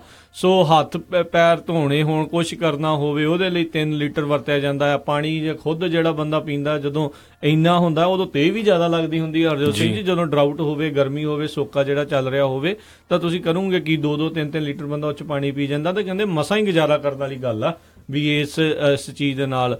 ਸੋ ਸਿਚੁਏਸ਼ਨ ਕਾਫੀ ਜ਼ਿਆਦਾ ਜਿਹੜੀ ਆ ਉਹ ਬੈਡ ਹੋ ਚੁੱਕੀ ਆ। ਤੇ ਇਸ ਟਾਈਮ ਜਿਹੜੀ ਕੇਪ ਟਾਊਨ ਦੀ ਸਿਟੀ ਕਾਉਂਸਲ ਆ ਉਹ ਜਗ੍ਹਾ ਜਗ੍ਹਾ ਦੇ ਉੱਤੇ ਜਿਹੜਾ ਜ਼ਮੀਨ ਹੇਠਲਾ ਪਾਣੀ ਆ ਉਸ ਨੂੰ ਕੱਢਣ ਦੇ ਲਈ ਬੋਰ ਜਿਹੜੀ ਆ ਉਹ ਕਰ ਰਹੀ ਆ। ਜਿਹੜੇ ਐਕੁਈਫਾਇਰ ਜਿਹੜੇ ਕਹਿੰਦੇ ਆ ਉਹ ਉੱਥੇ ਜਿਹੜੇ ਉਹ ਲਾਏ ਹੋਏ ਆ ਤਾਂ ਜੋ ਪਾਣੀ ਜਿਹੜਾ ਮੁਹੱਈਆ ਕਰਵਾਇਆ ਜਾ ਸਕੇ ਕੇਪ ਟਾਊਨ ਦੇ ਜਿਹੜੇ ਨਿਵਾਸੀਆਂ ਦੇ ਲਈ। ਪਰ ਸਿਚੁਏਸ਼ਨ ਇੰਨੀ ਬੈਡ ਆ ਹਰਜੋਤ ਸਿੰਘ ਜੀ ਵੀ ਪੁਲਿਸ ਵਾਲੇ ਇੱਕ ਹਿਸਾਬ ਦੇ ਨਾਲ ਜਿੱਦਾਂ ਆਰਮੀ ਵਾਲੇ ਆ ਨਾ ਉਹ ਉਹਨਾਂ ਨੂੰ ਲਾਉਣੇ ਪੈ ਰਹੇ ਆ ਵੀ ਲੋਕ ਕਿਤੇ ਪਾਣੀ ਦੇ ਕਰਕੇ ਇੱਕ ਦੂਜੇ ਦੇ ਨਾਲ ਹਿੰਸਕ ਜਿਹੜਾ ਰੂਪ ਜਿਹੜਾ ਉਹ ਨਾ ਅਖਤਿਆਰ ਕਰ ਲਵੇ, ਕਿਉਂਕਿ ਬਗੈਰ ਪਾਣੀ ਤੋਂ ਬਣਦਾ ਕੁਛ ਵੀ ਨਹੀਂ। ਬਗੈਰ ਪਾਣੀ ਤੋਂ ਜਿਹੜਾ ਆ ਉਹ ਜੀਵਨ ਚੱਲ ਨਹੀਂ ਸਕਦਾ। ਤੇ 16 ਅਪ੍ਰੈਲ ਕੋਈ ਬਹੁਤੀ ਜਿਹੜੀ ਦੂਰ ਨਹੀਂ ਆ। ਲੋਕੀ ਕੰਮਕਾਰ ਛੱਡ ਕੇ ਹੁਣ ਪਾਣੀ ਦੀਆਂ ਲਾਈਨਾਂ ਦੇ ਵਿੱਚ ਜਿਹੜੇ ਲੱਗੇ ਹੋਏ ਆ। ਇਹ ਗੱਲਾਂ ਆਪਾਂ ਸੁਣਦੇ ਸੀਗੇ ਕਿਸੇ ਪਿੰਡਾਂ ਦੇ ਵਿੱਚ ਜਾਂ ਰੇਗਿਸਤਾਨਾਂ ਦੇ ਵਿੱਚ ਇਦਾਂ ਦੀਆਂ ਹੁੰਦੀਆਂ ਹੋਣਗੀਆਂ, ਪਰ ਅਫਸੋਸ ਵਾਲੀ ਗੱਲ ਆ ਵੀ ਦੂਜਾ ਸਭ ਤੋਂ ਪਾਪੂਲੇਟਿਡ ਸਿਟੀ ਤੇ ਜਿੱਦਾਂ ਤੁਸੀਂ ਕਿਹਾ ਵੀ ਫੋਰਥ ਫਰੰਟ ਦੇ ਉੱਤੇ ਸੀਗਾ, ਮੋਹਰੀ ਸੀਗਾ ਇਹ ਜਿਹੜਾ ਗ੍ਰੀਨ ਮੂਵਮੈਂਟ ਦੇ ਵਿੱਚ, ਉੱਥੇ ਇਸ ਡਰਾਊਟ ਦੇ ਜਿਹੜੇ ਇਦਾਂ ਦੇ ਹਾਲਾਤ ਡਰਾਊਟ ਕਰਕੇ ਜਿਹੜੇ ਇੰਨੇ ਬਣ ਚੁੱਕੇ। ਸੋ ਬਿਲਕੁਲ ਇਹ ਜਿਹੜਾ ਨਤੀਜਾ ਹੈਗਾ ਇਹ ਕਲਾਈਮੇਟ ਚੇਂਜ ਦਾ ਨਤੀਜਾ ਹੈਗਾ। ਤੇ ਦੂਸਰਾ ਜਿਹੜੀ ਗਰੋਇੰਗ ਪਾਪੂਲੇਸ਼ਨ ਆ, ਪਾਪੂਲੇਸ਼ਨ ਬਹੁਤ ਵੱਧ ਰਹੀ ਹੈਗੀ ਆ। ਸੋ ਇਸ ਸੈਂਚੁਰੀ ਦਾ ਕਹਿੰਦੇ ਪੂਰੇ ਸੈਂਚੁਰੀ ਦਾ ਸਭ ਤੋਂ ਵਰਸਟ ਜਿਹੜਾ ਡਰਾਊਟ ਹੈਗਾ ਆ ਇਹ ਕੇਪ ਟਾਊਨ 'ਚ ਸਭ ਤੋਂ ਮਾੜਾ। ਤੇ ਪਿਛਲੇ 3 ਸਾਲਾਂ ਤੋਂ ਇਹ ਨੰਬਰ 1 ਆ ਰਿਹਾ ਕੇਪ ਟਾਊਨ ਪੇ, ਇੰਨਾ ਉੱਥੇ ਜਿਹੜਾ ਡਰਾਊਟ ਚੱਲ ਰਿਹਾ ਹੈਗਾ ਆ। ਜੀ। ਤੇ ਹਰਜੋਤ ਸਿੰਘ ਜੀ ਇੱਕ ਬ੍ਰੇਕ ਲਵਾਂਗੇ, ਬ੍ਰੇਕ ਤੋਂ ਬਾਅਦ ਵਾਪਸ ਆਉਂਦੇ ਹਾਂ। ਹੋਰ ਅੰਤਰਰਾਸ਼ਟਰੀ ਤੇ ਅਮਰੀਕਾ ਦੀਆਂ ਖਬਰਾਂ ਦੇ ਉੱਤੇ ਜਿਹੜੀ ਆਪਾਂ ਨਜ਼ਰ ਬਣਾਵਾਂਗੇ। ਜੁੜੇ ਰਹੋ ਪੰਜਾਬੀ ਰੇਡੀਓ USA ਦੇ ਨਾਲ।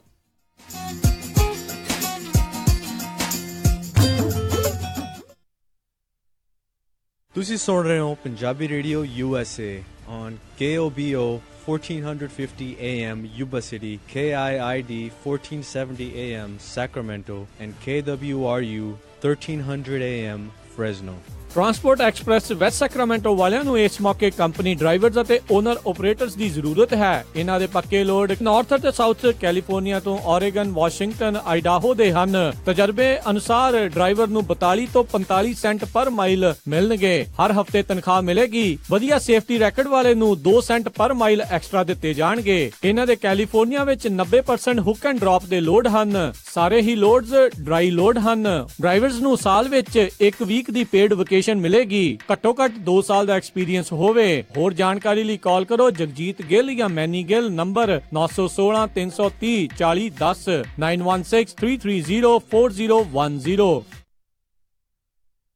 ਹਾਂਜੀ ਕੀ ਗੱਲ ਇਮਾਨਦਾਰ ਤਸੱਲੀ ਬਖਸ਼ ਟਰੱਕ ਸਿਖਾਉਣ ਵਾਲਾ ਨਹੀਂ ਮਿਲ ਰਿਹਾ? ਫਿਕਰ ਨਾਟ, ਮੇਰਾ ਵੀ ਇਹੀ ਹਾਲ ਸੀ, ਪਰ ਹੁਣ ਮੈਂ north West truck driving school ਵੱਲੋਂ ਦਵਾਇਆ ਹੋਇਆ ਕਮਰਸ਼ੀਅਲ ਡਰਾਈਵਿੰਗ ਲਾਇਸੈਂਸ ਲੈ ਕੇ ਪੂਰਾ ਅਮਰੀਕਾ ਹੀ ਗਾ ਲਿਆ। ਤੁਸੀਂ ਵੀ ਟਰੱਕ ਸਿੱਖਣ ਦੇ ਲਈ ਅੱਜ ਹੀ ਕਾਲ ਕਰੋ north West truck driving school ਵਾਲਿਆਂ ਨੂੰ 530 777 6737। ਇਹ ਬਹੁਤ ਹੀ ਵਧੀਆ ਤਰੀਕੇ ਨਾਲ ਤੁਹਾਨੂੰ 6 ਤੋਂ 10 ਸਪੀਡ ਵਾਲਾ ਟਰੱਕ ਚਲਾਉਣਾ ਸਿਖਾਉਂਦੇ ਨੇ, ਉਹ ਵੀ ਸਿਰਫ $1250 ਦੇ ਵਿੱਚ, ਤੇ ਨਾਲ ਹੀ ਜੌਬ ਪਲੇਸਮੈਂਟ ਦੀ ਪੂਰੀ ਗਾਰੰਟੀ ਵੀ ਦਿੰਦੇ ਹਨ। ਆਊਟ ਆਫ ਸਟੇਟ ਵਾਲੇ ਵਿਦਿਆਰਥੀਆਂ ਦੇ ਲਈ $1450, ਜਿਸ ਵਿੱਚ ਇਹ ਤੁਹਾਨੂੰ ਪਿਕਅਪ ਵੀ ਕਰਦੇ ਹਨ ਤੇ ਰਹਿਣ ਅਤੇ ਖਾਣ ਦਾ ਪ੍ਰਬੰਧ ਵੀ ਹੋਵੇਗਾ, ਤੇ ਟਰੱਕ ਚਲਾਉਣ ਵੇਲੇ ਰਿਪੇਅਰ ਅਤੇ ਮੇਨਟੇਨੈਂਸ ਦੇ ਵਿੱਚ ਵੀ ਤੁਹਾਡੀ ਹੈਲਪ ਕਰਦੇ ਹਨ। 24/7 ਟੋਇੰਗ ਸਰਵਿਸ ਅਵੇਲੇਬਲ। ਨੰਬਰ 5303002356। ਇਸ ਮੌਕੇ ਦੇ ਉੱਤੇ ਟਰੱਕ ਡਰਾਈਵਰ ਵੀ ਹਾਇਰ ਕਰ ਰਹੇ ਹਨ ਜਿਨ੍ਹਾਂ ਨੂੰ 42 ਸੈਂਟ ਪਰ ਮਾਈਲ ਮਿਲਣਗੇ। ਸੋ ਟਰੱਕ ਸਿੱਖਣ ਦੇ ਲਈ, ਜੌਬ ਦੇ ਲਈ ਅੱਜ ਹੀ ਕਾਲ ਕਰੋ north West truck driving school 530 751 51 15 530 751 5115 north West truck driving school. ਉਹ ਕਿੱਦਾਂ ਵੀ ਨਿੰਮਿਆ, ਕੀ ਹਾਲ ਆ ਤੇਰਾ? ਮੈਂ ਤਾਂ ਵਧੀਆ ਆ, ਟਰੱਕ ਹੀ ਖਰਾਬ ਹੋਇਆ ਪਿਆ ਆ। ਐਲਗਰੋਵ ਏਰੀਆ ਤੁਰਿਆ ਫਿਰਦਾ ਆ, ਮੋਟਰ ਭਾਲਦਾ ਆ। ਤੈਨੂੰ ਮੈਂ ਐਡਰੈਸ ਦਿੰਦਾ, ਲੈ ਐਡਰੈਸ ਨੋਟ ਕਰ। ਦੱਸੋ ਫਿਰ ਜਰਾ। 9875 ਡਾਇਨੋ ਡਰਾਈਵ ਐਲਗਰੋਵ। ਬਈ ਮੋਟਰ ਦਾ ਨਾਂ ਕੀ ਆ? ਓਏ ਮੋਟਲ ਨਹੀਂ ਹੈਗਾ, ਇਹ ਹੈਗਾ address US truck and trailer repair ਵਾਲਿਆਂ ਦਾ। ਬੀਬਾ ਪੁੱਤ ਬਣ ਕੇ ਆਪਣਾ ਟਰੱਕ ਠੀਕ ਕਰਾ ਤੇ ਸ਼ਾਮੀ ਟਾਈਮ ਸਿਰ ਘਰੇ ਜਾ, ਭਰਜਾਈ ਉਡੀਕਦੀ ਹੁੰਦੀ।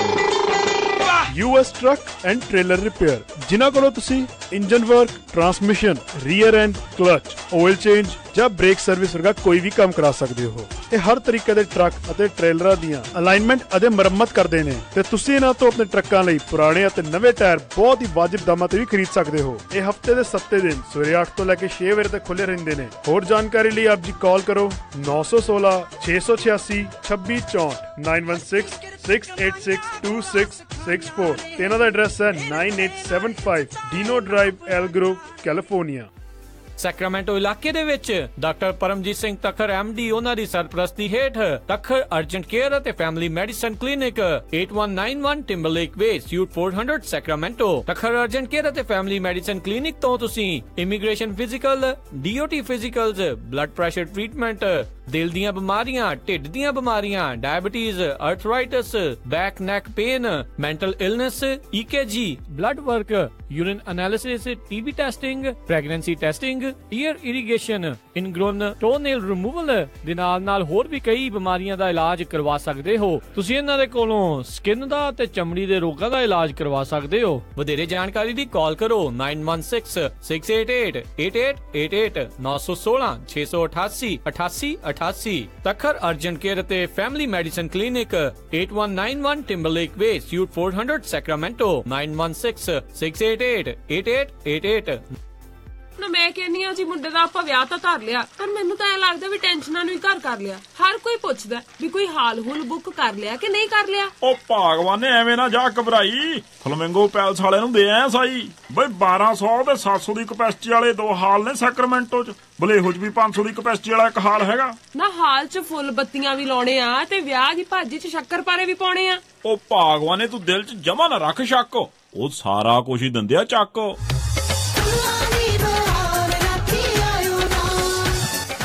ਫਲੇਮਿੰਗੋ ਪੈਲਸ ਵਾਲਿਆਂ ਕੋਲ ਆਪਣਾ ਫੰਕਸ਼ਨ ਬੁੱਕ ਕਰਾਓ ਤੇ ਟੈਨਸ਼ਨ ਫ੍ਰੀ ਹੋ ਕੇ ਪ੍ਰਾਹੁਣਿਆਂ ਵਾਂਗੂ ਆਓ। ਉਹ ਦਿੰਦੇ ਨੇ ਪੂਰੇ ਕੈਲੀਫੋਰਨੀਆ ਚ ਕੇਟਰਿੰਗ ਦੀ ਸਰਵਿਸ, ਡੈਕੋਰੇਸ਼ਨ, DJ, ਫੁੱਲ ਬਾਰ, ਭਾਜੀ ਤੇ ਮਠਿਆਈ ਦਾ ਪ੍ਰਬੰਧ ਵੀ ਕਰਦੇ ਨੇ।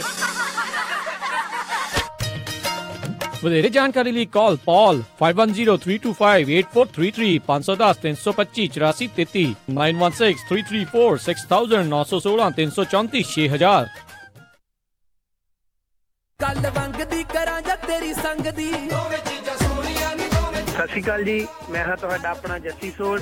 ਤੁਸੀਂ ਸੁਣ ਰਹੇ ਹੋ ਪੰਜਾਬੀ ਰੇਡੀਓ USA।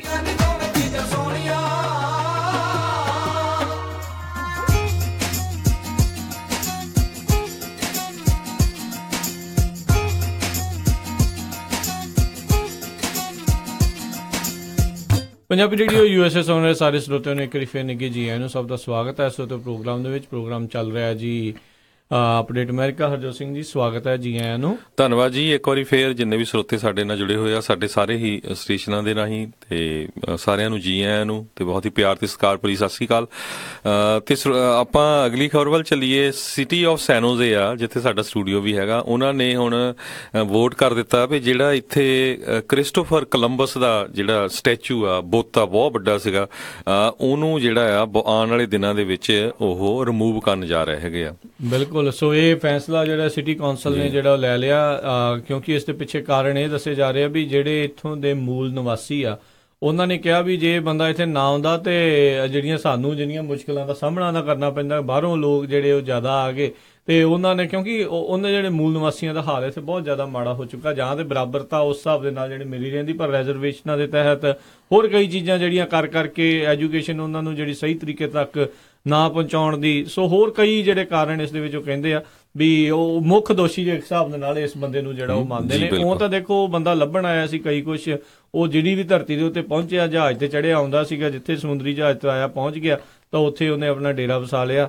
ਹੁੰਦਾ ਤਾਂ ਇਦਾਂ ਹੀ ਸੀਗਾ ਪਹਿਲੇ ਜ਼ਮਾਨਿਆਂ ਦੇ ਵਿੱਚ, ਪਹਿਲੋਂ ਜਦੋਂ ਕੋਈ ਵੀ ਚੀਜ਼ ਜਿਹੜੀ ਉਹ ਲੱਭਣੀ ਹੁੰਦੀ ਸੀਗੀ, ਪਰ ਹੁਣ ਜਿਹੜਾ ਉਸ ਨੂੰ ਕੋਲੰਬਸ ਨੂੰ ਜਿਹੜਾ ਆ ਉੱਥੋਂ ਸੈਨ ਹੋਜ਼ੇ ਦੇ ਵਿੱਚੋਂ ਜਿਹੜਾ ਉਹ ਕੱਢਿਆ ਜਾ ਰਿਹਾ ਹੈ। ਇਹ ਦੇਖੋ ਵੀ ਬਹੁਤ ਪੁਰਾਣਾ ਬੁੱਤ ਸੀਗਾ ਸਿਟੀ ਆਫ ਸੈਨ ਹੋਜ਼ੇ ਚ। 1958 ਦੇ ਵਿੱਚ ਜਿਹੜੇ ਇਟਾਲੀਅਨ ਅਮਰੀਕਨ ਸੁਸਾਇਟੀ ਆਫ ਸੈਨ ਹੋਜ਼ੇ ਆ, ਉਹਨਾਂ ਨੇ ਇਹਨੂੰ ਡੋਨੇਟ ਕੀਤਾ ਸੀ, ਤੇ ਇਟਲੀ ਮੂਲ ਦਾ ਸੀ ਜੀ। ਉਹ ਤੋਂ ਬਾਅਦ ਕਹਿੰਦੇ ਪਈ ਪਿਛਲੇ 17 ਸਾਲਾਂ ਚ 2-3 ਵਾਰੀ ਇਹਦੀ ਭੰਨਤੋੜ ਵੀ ਕੀਤੀ ਗਈ। ਬਹੁਤ ਸਾਰੇ ਲੋਕ, ਜਿਸ ਤਰ੍ਹਾਂ ਹੋਰ ਵੀ ਬੁੱਤਾਂ ਦੀ ਹੋ ਜਾਂਦੀ ਹੈਗੀ ਆ, ਤੇ ਆਨਲਾਈਨ ਪਟੀਸ਼ਨ ਜਿਹੜੀ ਹੁਣ ਸ਼ੁਰੂ ਕੀਤੀ ਗਈ ਸੀ ਸੈਨ ਹੋਜ਼ੇ ਬਰਾਊਨ ਵੈਰੇਟਸ ਵੱਲੋਂ। ਇਹ ਜਿਹੜਾ ਹੈਗਾ ਸੈਨ ਹੋਜ਼ੇ ਬਰਾਊਨ ਵੈਰੇਟਸ ਆ, ਇਹ ਚਿਕਾਨੋ ਸਿਵਲ ਰਾਈਟਸ ਗਰੁੱਪ ਹੈਗਾ ਆ, ਜਿਨ੍ਹਾਂ ਨੇ 2017 ਦੇ ਵਿੱਚ ਇਹ ਆਨਲਾਈਨ ਪਟੀਸ਼ਨ ਸਟਾਰਟ ਕੀਤੀ ਸੀ ਵੀ ਇਹ ਦੇਖੋ ਸ਼ਰੇਆਮ ਝੂਠ ਹੈਗਾ ਵੀ ਜਿਹੜਾ ਕ੍ਰਿਸਟੋਫਰ ਕੋਲੰਬਸ ਹੈਗਾ ਆ। ਆਪਾਂ ਵੀ ਪੜ੍ਹਦੇ ਰਹੇ ਆ 10ਵੀਂ ਦੀਆਂ ਬੁੱਕਾਂ ਦੇ ਵਿੱਚ, ਜਦੋਂ ਸਕੂਲੇ ਪੜ੍ਹਦੇ ਸੀ ਵੀ ਜੀ ਕੋਲੰਬਸ ਨੇ ਅਮਰੀਕਾ ਲੱਭਿਆ, ਉਹ ਕਹਿੰਦੇ ਕੋਲੰਬਸ ਨੇ ਅਮਰੀਕਾ ਨਹੀਂ ਲੱਭਿਆ, ਇਹ ਜਿਹੜੇ ਇੰਡੀਜੀਨੀਅਸ ਪੀਪਲ ਜਿਹੜੇ ਓਰੀਜਨਲ ਇੰਡੀਅਨ ਸੀ ਉਹਨਾਂ ਦੀ ਤਾਂ ਧਰਤੀ ਸੀ ਪਹਿਲਾਂ ਹੀ, ਤੇ ਇਹਨ ਕਿੱਥੋਂ ਆ ਕੇ ਬਾਹਰੋਂ ਲੱਭ ਲਿਆ, ਰਾਈਟ?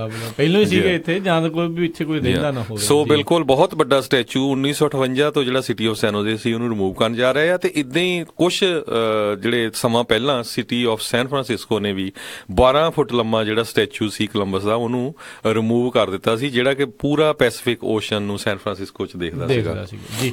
ਤੇ ਹਰਜੋਤ ਸਿੰਘ ਜੀ, ਇਹ ਜਿਹੜੀ ਅਗਲੀ ਖਬਰ ਅਮਰੀਕਾ ਦੇ ਵਿੱਚ ਸੁਣਨ ਨੂੰ ਬਹੁਤ ਘੱਟ ਮਿਲਦੀ ਆ, ਪਰ ਜਿਹੜੇ ਚੋਰ ਹੁੰਦੇ ਆ, ਚਿਕਾਰ ਹੁੰਦੇ ਆ, ਇਦਾਂ ਦੇ ਜਿਹੜੇ ਠੱਗ ਹੁੰਦੇ ਆ, ਉਹ ਸਾਰੇ ਜਗ੍ਹਾ ਹੀ ਮੌਜੂਦ ਨੇ। ਸੈਨ ਬਰਨਾਰਡੀਨੋ ਕਾਉਂਟੀ ਦੇ ਵਿੱਚ ਪੁਲਿਸ ਨੇ 3 ਬੰਦਿਆਂ ਨੂੰ ਗ੍ਰਿਫਤਾਰ ਕੀਤਾ। ਉਹਨਾਂ ਦੇ ਕੋਲੋਂ 15,000 ਨਕਲੀ ਜਿਹੜੇ ਡਾਲਰ ਬਿਲਜ਼ ਜਿਹੜੇ ਆ $100 ਵਾਲੇ ਜਿਹੜੇ ਉਹਨਾਂ ਦੇ ਕੋਲੋਂ ਲੱਭੇ। ਇਸ ਮਾਮਲੇ ਦੇ ਵਿੱਚ ਡੋਨਲਡ ਹੈਗੀ, ਮਿਚਲ ਵੇਗਰਜ਼, ਉਹਨਾਂ ਨੂੰ ਇਸ ਜਿਹੜੀ ਜਾਲੀ ਕਰੰਸੀ ਦੇ ਨਾਲ ਗ੍ਰਿਫਤਾਰ ਜਿਹੜਾ ਕੀਤਾ ਗਿਆ।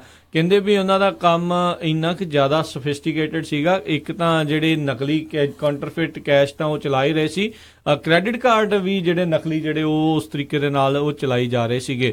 ਸੋ ਕਾਫੀ ਜਿਹੜੀਆਂ ਚੀਜ਼ਾਂ ਆ, ਇਹਦਾ ਮਤਲਬ ਤੁਸੀਂ ਦੱਸੋ ਵੀ ਇਹਨਾਂ ਨੇ ਕਿੰਨੇ ਲੋਕਾਂ ਦਾ ਜਿਹੜਾ ਪਹਿਲੋਂ ਵੀ ਨੁਕਸਾਨ ਜਿਹੜਾ ਉਹ ਕਰ ਚੁੱਕੇ ਹੋਣਗੇ, ਕਿੰਨੇ ਲੋਕਾਂ ਦੀ ਆਈਡੈਂਟੀਟੀ ਜਿਹੜੀ ਇਹਨਾਂ ਨੇ ਚੋਰੀ ਕੀਤੀ ਹੋਣੀ ਆ, ਕਿੰਨਾਂ ਦੇ ਕ੍ਰੈਡਿਟ ਕਾਰਡ ਜਿਹੜੇ ਆ ਉਹ ਜਿਹੜੇ ਚੋਰੀ ਕਰਕੇ ਜਾਂ ਉਹਨਾਂ ਦਾ ਡਾਟਾ ਚੋਰੀ ਕਰਕੇ ਤੇ ਉਤੋਂ ਕਈ ਕੁਛ ਜਿਹੜਾ ਖਰੀਦਿਆ, ਕੋਈ ਕੁਛ ਜਿਹੜਾ ਉਹਨਾਂ ਨੇ ਬਣਾ ਕੇ ਜਿਹੜਾ ਉਹ ਚਲਾਇਆ ਹੋਣਾ ਆ। ਸੋ ਸੈਨ ਬਰਨਾਰਡੀਨੋ ਦੇ ਵਿੱਚ ਜਿਹੜੇ ਆ ਉਹਨਾਂ ਨੇ ਗ੍ਰਿਫਤਾਰ ਜਿਹੜਾ ਡਿਟੈਕਟਿਵ ਨੇ ਕੀਤਾ ਆ, ਉਸ ਦੇ ਕੋਲੋਂ ਕਾਫੀ ਕੰਪਿਊਟਰ, ਪ੍ਰਿੰਟਰ ਤੇ ਪਲਾਸਟਿਕ ਕਾਰਡ ਤੇ ਜਿੱਦਾਂ ਦੱਸਿਆ 15,000 ਨਕਲੀ ਜਿਹੜੇ ਨੋਟ ਜਿਹੜੇ ਆ ਉਹ ਬਰਾਮਦ ਕੀਤੇ ਗਏ ਨੇ। ਜੀ ਬਿਲਕੁਲ। ਤੇ ਅਗਲੀ ਖਬਰ ਵੱਲ ਜਾਈਏ। ਜਿਸ ਤਰ੍ਹਾਂ ਆਪਾਂ ਸਾਊਥ ਅਫਰੀਕਾ ਦੀ ਹੁਣੇ ਥੋੜਾ ਟਾਈਮ ਪਹਿਲਾਂ ਗੱਲ ਕੀਤੀ ਸੀ ਵੀ ਕਿਸ ਤਰ੍ਹਾਂ ਜਿਹੜਾ ਉੱਥੇ ਸੋਕਾ ਡਰਾਊਟ ਪੈ ਰਿਹਾ ਹੈਗਾ, ਤੇ ਹੁਣ ਲੇਟੈਸਟ ਖਬਰ ਇੱਕ ਸਾਊਥ ਅਫਰੀਕਾ ਤੋਂ ਆ ਰਹੀ ਹੈਗੀ ਆ। ਉੱਥੇ ਦੀ ਇੱਕ 골ਡ ਮਾਈਨ ਜਿਹੜੀ ਆ ਉਹਦੇ ਵਿੱਚ 950 ਦੇ ਕਰੀਬ ਜਿਹੜੇ ਵਰਕਰ ਆ, ਕਾਮੇ ਆ, ਉਹ ਟਰੈਪ ਹੋ ਗਏ ਆ, ਕਿਉਂਕਿ ਉੱਥੇ ਇੱਕ ਬਹੁਤ ਵੱਡਾ ਤੂਫਾਨ ਆਇਆ ਜਿਹਦੇ ਨਾਲ ਜਿਹੜੀ ਆ ਬਿਜਲੀ ਆ, ਇਲੈਕਟ੍ਰਿਸਿਟੀ ਉਹ ਚਲੇ ਗਈ, ਤੇ ਨਾਈਟ ਸ਼ਿਫਟ ਦੇ ਜਿਹੜੇ ਵਰਕਰ ਸੀ ਉਹਨਾਂ ਨੂੰ ਬਾਹਰ ਕੱਢ ਨਹੀਂ ਸਕੇ, ਕਿਉਂਕਿ ਲਿਫਟਾਂ ਦੇ ਨਾਲ ਜਿਹੜੇ ਉਹ ਕੱਢਦੇ ਹੈਗੇ ਆ, ਕਿਉਂਕਿ ਬਿਜਲੀ ਹੈ ਨਹੀਂ ਤੇ ਸੋ ਲਿਫਟ ਹੈ ਨਹੀਂ। ਤੇ ਸੋ ਫਾਰ ਕਹਿੰਦੇ 65 ਜਿਹੜੇ ਮਾਈਨਰਸ ਆ ਉਹਨਾਂ ਨੂੰ ਬਾਹਰ ਕੱਢਿਆ ਗਿਆ ਹੈਗਾ, ਪਰ ਜਿਹੜੀ ਬੀਟਰਿਕਸ ਮਾਈਨ, ਇਸ ਮਾਈਨ ਦਾ ਨਾਮ ਹੈਗਾ, ਜਿਹੜੀ ਵੈਲਕੋਮ ਟਾਊਨ ਦੇ ਵਿੱਚ ਹੈਗੀ ਆ, ਜੋ ਕਿ 180 ਮੀਲ ਸਾਊਥ ਵੈਸਟ ਆਫ ਜੋਹਾਨਸਬਰਗ 'ਚ ਹੈਗਾ ਆ। ਤੇ ਉਹਨਾਂ ਨੇ ਇਹ ਕਿਹਾ ਵੀ ਜਿਹੜੇ ਵਰਕਰ ਆ ਇਹ ਸੇਫ ਹੈਗੇ, ਅਸੀਂ ਹੌਲੀ ਹੌਲੀ ਕੱਢ ਲਾਂਗੇ। ਤੇ ਇਹ ਜਿਹੜੀ ਮਾਈਨ ਆ ਕਾਫੀ ਡੂੰਘੀ ਆ, 1000 ਮੀਟਰ ਤੱਕ 23 ਲੈਵਲ ਬਣਾਏ ਹੋਆ ਇਹਦੇ, ਜਿੱਦਾਂ 3280 ਫੀਟ ਜਿਹੜੀ ਇਹ ਡੂੰਘੀ ਹੈਗੀ ਆ। ਤੇ ਇਹ ਸਾਊਥ ਅਫਰੀਕਾ ਜਿਹੜਾ 골ਡ ਮਾਈਨ ਦਾ ਜਿਹੜਾ ਗੜ੍ਹ ਮੰਨਿਆ ਜਾਂਦਾ, ਪਰ ਉੱਥੇ ਦੇ ਜਿਹੜੇ ਸੇਫਟੀ ਨੂੰ ਬੜਾ ਮਾੜਾ ਗਿਣਿਆ ਜਾ ਰਿਹਾ ਪੂਰੀ ਦੁਨੀਆ ਦੇ ਵਿੱਚ। ਜਿਹੜੀ ਕਾਮੇ ਹੈਗੇ ਆ ਉਹਨਾਂ ਦਾ ਸੇਫਟੀ ਦਾ ਧਿਆਨ ਨਹੀਂ ਉੱਥੇ ਰੱਖਿਆ ਜਾਂਦਾ ਜੀ। ਤੇ ਹਰਜੋਤ ਸਿੰਘ ਜੀ, ਡਰਾਊਟ ਦੀ ਤੁਸੀਂ ਜਿਹੜੀ ਸਾਊਥ ਅਫਰੀਕਾ ਦੀ ਜਿਹੜੀ ਗੱਲ ਕੀਤੀ ਆ, ਪਰ ਜਿਹੜੀ ਇਸ ਟਾਈਮ ਨਵੀਆਂ ਰਿਪੋਰਟਾਂ ਦੇ ਮੁਤਾਬਕ ਇਹ ਗੱਲਾਂ ਸਾਹਮਣੇ ਆ ਰਹੀਆਂ ਵੀ ਕੈਲੀਫੋਰਨੀਆ ਇੱਕ ਵਾਰੀ ਫਿਰ ਸੋਕੇ ਵੱਲ ਨੂੰ ਜਿਹੜਾ ਉਹ ਵੱਧ ਸਕਦਾ ਆ। ਕਾਰਨ ਇਹ ਆ ਵੀ ਇਸ ਵਾਰੀ ਜਿਹੜੀਆਂ ਬਾਰਿਸ਼ਾਂ ਬਹੁਤ ਘੱਟ ਹੋਈਆਂ। ਪਿਛਲੇ ਸਾਲ ਜਿੱਦਾਂ ਆਪਾਂ ਦੇਖਿਆ ਵੀ ਜ਼ਿਆਦਾ ਕਾਫੀ ਮੀਂਹ ਪਏ ਸੀਗੇ, ਵੀ ਫਲੱਡ ਤੱਕ ਦੀ ਜਿਹੜੀ ਸਿਚੁਏਸ਼ਨ, ਜਿਹੜੀ ਔਰੋਵਿਲ ਡੈਮ ਦੇ ਟੁੱਟਣ ਤੱਕ ਦਾ ਜਿਹੜਾ ਖਤਰਾ ਆ ਪਾਣੀ ਇੰਨਾ ਹੋਣ ਕਰਕੇ ਜਿਹੜਾ ਉਹ ਬਣਿਆ ਸੀਗਾ। ਪਰ ਇਸ ਵਾਰ ਡਰਾਈ ਵੈਦਰ ਹੋਣ ਕਰਕੇ ਕੈਲੀਫੋਰਨੀਆ ਦੇ ਉੱਤੇ ਇੱਕ ਵਾਰੀ ਫੇਰ ਸੋਕੇ ਦੀ ਮਾਰ ਜਿਹੜੀ ਆ ਉਹ ਆ ਸਕਦੀ ਆ। ਸੋ ਆਪਾਂ ਨੂੰ ਪਹਿਲਾਂ ਹੀ ਹਰਜੋਤ ਸਿੰਘ ਜੀ ਸਾਰਿਆਂ ਨੂੰ ਇਸ ਚੀਜ਼ ਦੇ ਪ੍ਰਤੀ ਸੁਹਿਰਦ ਹੋ ਕੇ ਪਾਣੀ ਦੀ ਜਿਹੜੀ ਹੈ ਸਹੀ ਵਰਤੋਂ ਕਰਨੀ ਚਾਹੀਦੀ ਆ। ਉਸ ਦਾ ਜਿਹੜਾ ਵੇਸਟ ਜਿਹੜਾ ਉਹ ਨਾ ਕਰੀਏ। ਗੱਡੀ ਜਿਹੜੀ ਆ ਇੱਕ ਵਾਰੀ ਘੱਟ ਧੋ ਲਓ, ਤੇ ਜਿੱਦਾਂ ਲਾਉਣ ਨੂੰ ਪਾਣੀ ਲਾਉਣਾ ਜਾਂ ਜਿੱਦਾਂ ਵੀ ਕਰਨਾ, ਆਪਣੇ ਜਦੋਂ ਤੁਸੀਂ ਨਹਾਉਂਦੇ ਹੋ, ਬਰਸ਼ ਕਰਦੇ ਹੋ, ਭਾਂਡੇ ਧੋਂਦੇ, ਹੋਰ ਜੋ ਵੀ ਜਿਹੜੀਆਂ ਛੋਟੀ ਤੋਂ ਛੋਟੀ ਤੇ ਵੱਡੀ ਤੋਂ ਵੱਡੀ ਕੋਈ ਵੀ ਜਿਹੜੀ ਚੀਜ਼ ਆ ਜਿਸ ਦੇ ਵਿੱਚ ਵੀ ਆਪਾਂ ਪਾਣੀ ਨੂੰ ਸੇਵ ਕਰ ਸਕਦੇ ਹਾਂ, ਜ਼ਰੂਰ ਕਰੀਏ। ਇਹ ਆਪਾਂ ਇੰਤਜ਼ਾਰ ਨਾ ਕਰੀਏ ਵੀ ਬਾਅਦ ਦੇ ਵਿੱਚ ਸਰਕਾਰ ਆਖੇ ਵੀ ਹਾਂ ਜੀ ਹੁਣ ਆਹ ਕਰਨਾ ਬੰਦ ਕਰ ਦਿਓ, ਉਹ ਕਰਨਾ ਬੰਦ ਕਰ ਦਿਓ। ਪਹਿਲਾਂ ਹੀ ਸਾਰੇ ਜਾਣੇ ਜਿਹੜੇ ਆਪਾਂ ਸੁਹਿਰਦ ਰਹੀਏ ਤਾਂ ਜੋ ਆਪਾਂ ਇਸ ਜਿਹੜੀ ਚੀਜ਼ ਤੋਂ ਜਿਹੜਾ ਬਚ ਸਕੀਏ। ਜਿੱਦਾਂ ਆਪਾਂ ਆਉਣ ਵਾਲੇ ਦਿਨਾਂ ਦੇ ਵਿੱਚ ਥੋੜੇ ਦਿਨ ਪਹਿਲਾਂ ਖਬਰ ਵੀ ਕੀਤੀ ਸੀ, ਸ਼੍ਰੀ ਗੁਰੂ ਹਰਰਾਏ ਸਾਹਿਬ ਜੀ ਦੇ ਜਿਹੜੇ ਪ੍ਰਕਾਸ਼ ਦਿਹਾੜੇ ਦੇ ਉੱਤੇ ਜਿਹੜਾ ਵਰਲਡ ਸਿੱਖ এনवायरमेंट ਡੇ ਜਿਹੜਾ ਮਨਾਇਆ ਜਾ ਰਿਹਾ ਆ, ਆਪਾਂ ਉਸ ਦੇ ਪ੍ਰਤੀ ਵੀ ਜਿਹੜਾ ਉਹ ਸੋਚੀਏ ਤੇ ਉਹ ਵਾਤਾਵਰਣ ਦੇ ਪ੍ਰਤੀ ਜਿਹੜਾ ਬੂਟੇ ਲਾਈਏ। ਮੈਂ ਦੇਖ ਰਿਹਾ ਸੀ ਵੀ ਦਿੱਲੀ ਗੁਰਦੁਆਰਾ ਪ੍ਰਬੰਧਕ ਕਮੇਟੀ ਨੇ ਅਨਾਉਂਸ ਕੀਤਾ ਆ ਵੀ ਅਸੀਂ ਉਸ ਦਿਨ ਜਿਹੜੇ ਬੂਟੇ ਆ ਛੋਟੇ ਛੋਟੇ ਬੂਟੇ ਉਹ ਫ੍ਰੀ ਵੰਡਾਂਗੇ, ਜੇ ਕਿਸੇ ਨੇ ਵੀ ਉੱਥੇ ਲੈਣੇ ਆ ਤੇ ਦਿੱਲੀ ਦੇ ਵਿੱਚ ਉਹ ਕਰੂਗੇ। ਸੋ ਇਦਾਂ ਸਾਨੂੰ ਬਾਹਰ ਵੀ ਪੂਰੇ ਮੁਲਕਾਂ ਦੇ ਵਿੱਚ ਸਾਨੂੰ ਕਰਨਾ ਚਾਹੀਦਾ ਹੈਗਾ। ਇੱਥੋਂ ਦੇ ਜਿੰਨੇ ਵੀ ਗੁਰਦੁਆਰੇ ਆ, ਕੋਈ ਹੋਰ ਸੰਸਥਾ ਆ, ਜਿੱਦਾਂ ਵੀ ਆ, ਜ਼ਰੂਰ ਇਸ ਚੀਜ਼ ਦੇ ਪ੍ਰਤੀ ਜਿਹੜਾ ਵੱਧ ਤੋਂ ਵੱਧ ਜਾਗਰੂਕ ਹੋਵੋ। ਕਿਸੇ ਨਾ ਕਿਸੇ ਨੂੰ ਜਿਹੜਾ ਇਨੀਸ਼ੀਏਟਿਵ ਜਿਹੜਾ ਉਹ ਮੂਹਰੇ ਹੋ ਕੇ ਜਿਹੜਾ ਉਹ ਲੈਣਾ ਹੀ ਪੈਣਾ ਆ। ਜੇ ਕੋਈ ਕਰ ਰਿਹਾ ਆ ਜ਼ਰੂਰ ਸਾਨੂੰ ਦੱਸੋ, ਅਸੀਂ ਅਨਾਉਂਸ ਕਰਾਂਗੇ ਤਾਂ ਜੋ ਵੱਧ ਤੋਂ ਵੱਧ ਲੋਕਾਂ ਤੱਕ ਜਿਹੜੀ ਖਬਰ ਆ ਉਹ ਪਹੁੰਚ ਸਕੇ। ਕੋਈ ਆਪਣੇ ਨਿੱਜੀ ਪੱਧਰ ਦੇ ਉੱਤੇ ਕੋਈ 10 ਬੂਟੇ ਲਾ ਰਿਹਾ, ਕੋਈ 20 ਲੈ ਰਿਹਾ, ਕਿਸੇ ਨੂੰ ਵੰਡਣਾ ਚਾਹੁੰਦਾ ਆਪਣੇ ਇਰਦ ਗਿਰਦ ਨੇਬਰਸ ਨੂੰ ਜਾਂ ਜਿੱਦਾਂ ਵੀ, ਤਾਂ ਉਹ ਜ਼ਰੂਰ ਜਿਹੜਾ ਕਰੋ। ਕੋਈ ਜ਼ਿਆਦਾ ਮਹਿੰਗੀ ਕਾਸਟ ਨਹੀਂ ਹੁੰਦੀ, ਪਰ ਇੱਕ ਇੰਨੇ ਨਾਲ ਇਹ ਜ਼ਰੂਰ ਇੱਕ ਜਾਂਦਾ ਆ ਪੂਰੀ ਦੁਨੀਆ ਦੇ ਵਿੱਚ ਇੱਕ ਇਹ ਸੰਦੇਸ਼ ਜਾਂਦਾ ਆ ਵੀ ਵਾਤਾਵਰਣ ਨੂੰ ਪਿਆਰ ਕਰਨ ਵਾਲੇ ਆ ਆਪਾਂ ਸਾਰੇ ਜਾਣਾ, ਆਪਣਾ ਭਾਈਚਾਰਾ, ਤੇ ਇਸ ਚੀਜ਼ ਨੂੰ ਹਰ ਕੋਈ ਜਿਹੜਾ ਉਹ ਐਪਰੀਸ਼ੀਏਟ ਕਰੂਗਾ ਜੀ।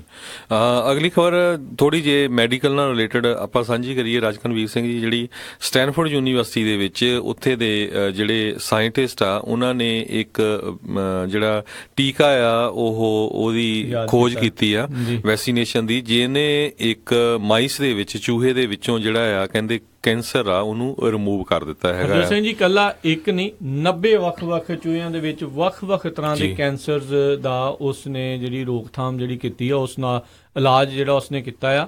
ਤੇ ਹਰਜੋਤ ਸਿੰਘ ਜੀ, ਜੇ ਵਾਕਿਆ ਹੀ ਇਹ ਜਿਹੜੇ ਟੈਸਟ ਨੇ ਇਹ ਜੇ ਬੰਦਿਆਂ ਦੇ ਉੱਤੇ ਵੀ ਕਾਮਯਾਬ ਹੁੰਦੇ ਨੇ ਤਾਂ ਜਿਹੜਾ ਆਪਾਂ ਦੇਖ ਰਹੇ ਹਾਂ ਵੀ ਦੁਨੀਆ ਭਰ ਦੇ ਵਿੱਚ ਇੱਕ ਬਹੁਤ ਭੈੜੀ ਬਿਮਾਰੀ ਜਿਹੜੀ ਆ ਇਹ ਫੈਲੀ ਹੋਈ ਹੈ, ਇੰਨੀ ਜਾਨਲੇਵਾ ਹੈ ਵੀ ਹਜ਼ਾਰਾਂ ਹੀ ਲੋਕਾਂ ਨੂੰ ਜਿਹੜਾ ਆ ਉਹ ਜਿਹੜੇ ਆਪਣੀ ਚਪੇਟ ਦੇ ਵਿੱਚ ਲੈ ਲੈਂਦੀ ਆ ਹਰ ਮਹੀਨਿਆਂ ਦੇ ਵਿੱਚ, ਤੇ ਉਸ ਦੇ ਉੱਤੇ ਜਿਹੜਾ ਕਾਬੂ ਪਾਇਆ ਜਾ ਸਕਦਾ ਹੈ। ਪਰ ਚਲੋ ਕੈਂਸਰ ਹੋਣ ਦੇ ਬਹੁਤ ਵੱਖਰੇ ਵੱਖਰੇ ਜਿਹੜੇ ਕਾਰਨ ਹੈਗੇ ਆ, ਉਹਨਾਂ ਉੱਤੇ ਵੀ ਕੰਮ ਕਰਨਾ ਚਾਹੀਦਾ ਆ। ਪਰ ਇੱਕ ਚੀਜ਼ ਜਿਹੜੀ ਜ਼ਰੂਰ ਵਧੀਆ ਹੋਊਗੀ ਵੀ ਬਹੁਤ ਸਾਰੇ, ਕੋਈ ਵੀ ਨਹੀਂ ਚਾਹੁੰਦਾ ਵੀ ਉਹਨਾਂ ਦਾ ਜਿਹੜਾ ਨੇੜਲਾ ਆ, ਨਜ਼ਦੀਕੀ ਆ, ਵੀ ਉਹ ਇਸ ਜਿਹੜੀ ਜਾਨਲੇਵਾ ਬਿਮਾਰੀ ਤੋਂ ਜਿਹੜਾ ਪੀੜਤ ਹੋਵੇ। ਪਰ ਇੱਕ ਜਿਹੜੀ ਇੱਕ ਕਿਰਨ, ਇੱਕ ਰੌਸ਼ਨੀ ਜਿਹੜੀ ਆ ਉਹ ਜ਼ਰੂਰ ਉਹਨਾਂ ਲੋਕਾਂ ਦੇ ਲਈ ਜਿਹੜੀ ਉਹ ਨਜ਼ਰ ਆਉਂਦੀ ਆ। ਹਰਜੋਤ ਸਿੰਘ ਜੀ, ਹੈਰਾਨੀ ਦੀ ਹੁੰਦੀ ਆ, ਇਦਾਂ ਦੀਆਂ ਖਬਰਾਂ ਬਹੁਤ ਸਾਰੀਆਂ ਆਉਂਦੀਆਂ ਨੇ ਵੀ ਵੱਖ-ਵੱਖ ਖੋਜਾਂ ਦੇ ਵਿੱਚ ਕਾਮਯਾਬੀ ਜਿਹੜੀ ਆ ਉਹ ਹਾਸਲ ਹੋ ਰਹੀ ਹੈ ਡਾਕਟਰਸ ਨੂੰ, ਪਰ ਅਫਸੋਸ ਵਾਲੀ ਗੱਲ ਆ ਉਹ ਮੇਨ ਸਟ੍ਰੀਮ ਨਹੀਂ ਜਿਹੜੀਆਂ ਉਹ ਬਣਦੀਆਂ। ਉਹ ਪਤਾ ਨਹੀਂ ਜਾਂ ਕਿਉਂਕਿ FDA ਜਿਹੜੀ ਆ ਨਾ, ਫੈਡਰਲ ਡਰੱਗ ਐਡਮਿਨਿਸਟ੍ਰੇਸ਼ਨ, ਉਹ ਬੜੀ ਸਟ੍ਰਿਕਟ ਸੀ, ਦਵਾਈ ਨੂੰ ਇਸ਼ੂ ਕਰਨ ਦੇ ਲਈ ਬੜਾ ਟਾਈਮ ਲੈਂਦੇ ਸੀ। ਹੋਪਫੁਲੀ ਜਿੱਦਾਂ ਕੱਲ ਵੀ ਪ੍ਰੈਜ਼ੀਡੈਂਟ ਟਰੰਪ ਨੇ ਜਦੋਂ state of the union address ਕੀਤਾ ਸੀ, ਉਹ 'ਚ ਕਿਹਾ ਸੀ ਵੀ ਅਸੀਂ ਬਹੁਤ ਲੀਨੀਅੰਟ ਕੀਤਾ ਹੈਗਾ ਉਹਨਾਂ ਤੇ, ਦਵਾਈਆਂ ਬਹੁਤ ਜਿਹੜੀਆਂ ਹੋਰ ਛੱਡੀਆਂ ਉਹਨਾਂ ਨੂੰ ਕਿਹਾ ਵੀ ਤੁਸੀਂ ਕਰ ਸਕਦੇ ਹੋ। ਸੋ ਹੋਪਫੁਲੀ ਆਉਣ ਵਾਲੇ ਸਮੇਂ ਦੇ ਵਿੱਚ ਜਿਹੜੀ FDA ਆ, ਅਗਰ ਇੱਦਾਂ ਦੀ ਦਵਾਈ ਜਾਂ ਇੱਦਾਂ ਦਾ ਟੀਕਾ ਵੈਕਸੀਨੇਸ਼ਨ ਜਿਹੜਾ ਮਿਲਦਾ ਹੈਗਾ ਉਹਨੂੰ ਛੇਤੀ ਤੋਂ ਛੇਤੀ ਅਪਰੂਵਲ ਦੇਊਗੀ ਤਾਂ ਕਿ ਜਿਹੜੇ ਲੋਕ ਬਿਮਾਰ ਆ ਉਹਨਾਂ ਨੂੰ ਕੋਈ ਨਾ ਕੋਈ ਫਾਇਦਾ ਹੋ ਸਕੇ। ਬਿਲਕੁਲ, ਇੱਕ ਪਾਸੇ ਇਹ ਗੱਲ ਆ, ਦੂਜੇ ਪਾਸੇ ਇਹ ਆ ਵੀ ਐਪੀਪੈਨ ਆਪਾਂ ਨੂੰ ਸਾਰੇ ਜਾਣਦੇ ਆ ਵੀ ਜਿਹੜੇ ਐਲਰਜੀ ਤੋਂ ਪੀੜਤ ਆ, ਕਿੱਦਾਂ ਉਹਦੇ ਮੈਨੂਫੈਕਚਰ ਆਪਣੀ ਉਹ ਐਪੀਪੈਨ ਦੀਆਂ ਕੀਮਤਾਂ ਨੂੰ ਲਗਾਤਾਰ ਵਧਾਈ ਜਾ ਰਹੇ ਆ, ਜਦਕਿ ਆਪਾਂ ਨੂੰ ਪਤਾ ਵੀ ਅਮਰੀਕਾ ਦੇ ਵਿੱਚ ਬਹੁਤ ਸਾਰੇ ਬੱਚੇ ਜਿਹੜੇ ਆ ਉਹ ਵੱਖ-ਵੱਖ ਅਲਰਜੀਜ਼ ਤੋਂ ਜਿਹੜੇ ਉਹ ਪੀੜਤ ਨਿਕਲੇ, ਬੱਚੇ ਹੀ ਨਹੀਂ ਬਹੁਤ ਸਾਰੇ ਲੋਕ ਜਿਹੜੇ ਅਲਰਜੀਜ਼ ਤੋਂ ਜਿਹੜੇ ਉਹ ਪੀੜਤ ਹੈਗੇ ਨੇ। ਸੋ ਇੱਕ ਪਾਸੇ ਉਹ ਰੇਟ ਵਧਾਈ ਜਾ ਰਹੇ ਆ, ਦੂਜੇ ਪਾਸੇ ਚਲੋ ਇਦਾਂ ਦੀ ਚੀਜ਼ਾਂ ਆਉਣ ਦੇ ਨਾਲ ਖੁਸ਼ੀ ਤਾਂ ਹੁੰਦੀ ਆ ਵੀ ਇਹ ਹੈਗੀ ਆ, ਪਰ ਹੋਪਫੁਲੀ ਆਮ ਲੋਕਾਂ ਦੀ ਪਹੁੰਚ ਤੱਕ ਜਿਹੜੀਆਂ ਇਹ ਚੀਜ਼ਾਂ ਜਿਹੜੀਆਂ ਜ਼ਰੂਰ ਰਹਿਣ। ਤੇ ਆਪਾਂ ਜਿਹੜਾ ਹਰਜੋਤ ਸਿੰਘ ਜੀ ਜਿਹੜੇ এনवायरमेंट ਡੇ ਦੀ ਗੱਲ ਕਰ ਰਹੇ ਸੀ, ਜਿਹੜਾ ਸਿੱਖ এনवायरमेंट ਡੇ ਆ 14 ਮਾਰਚ 2018 ਨੂੰ ਜਿਹੜਾ ਆ ਉਹ ਮਨਾਇਆ ਜਾਣਾ ਹੈ। ਇਹ 8ਵਾਂ ਵਰ੍ਹਾ ਹੋਵੇਗਾ ਇਸ ਤਰੀਕੇ ਦੇ ਨਾਲ ਜਿਹੜਾ ਮਨਾਉਣ ਦਾ।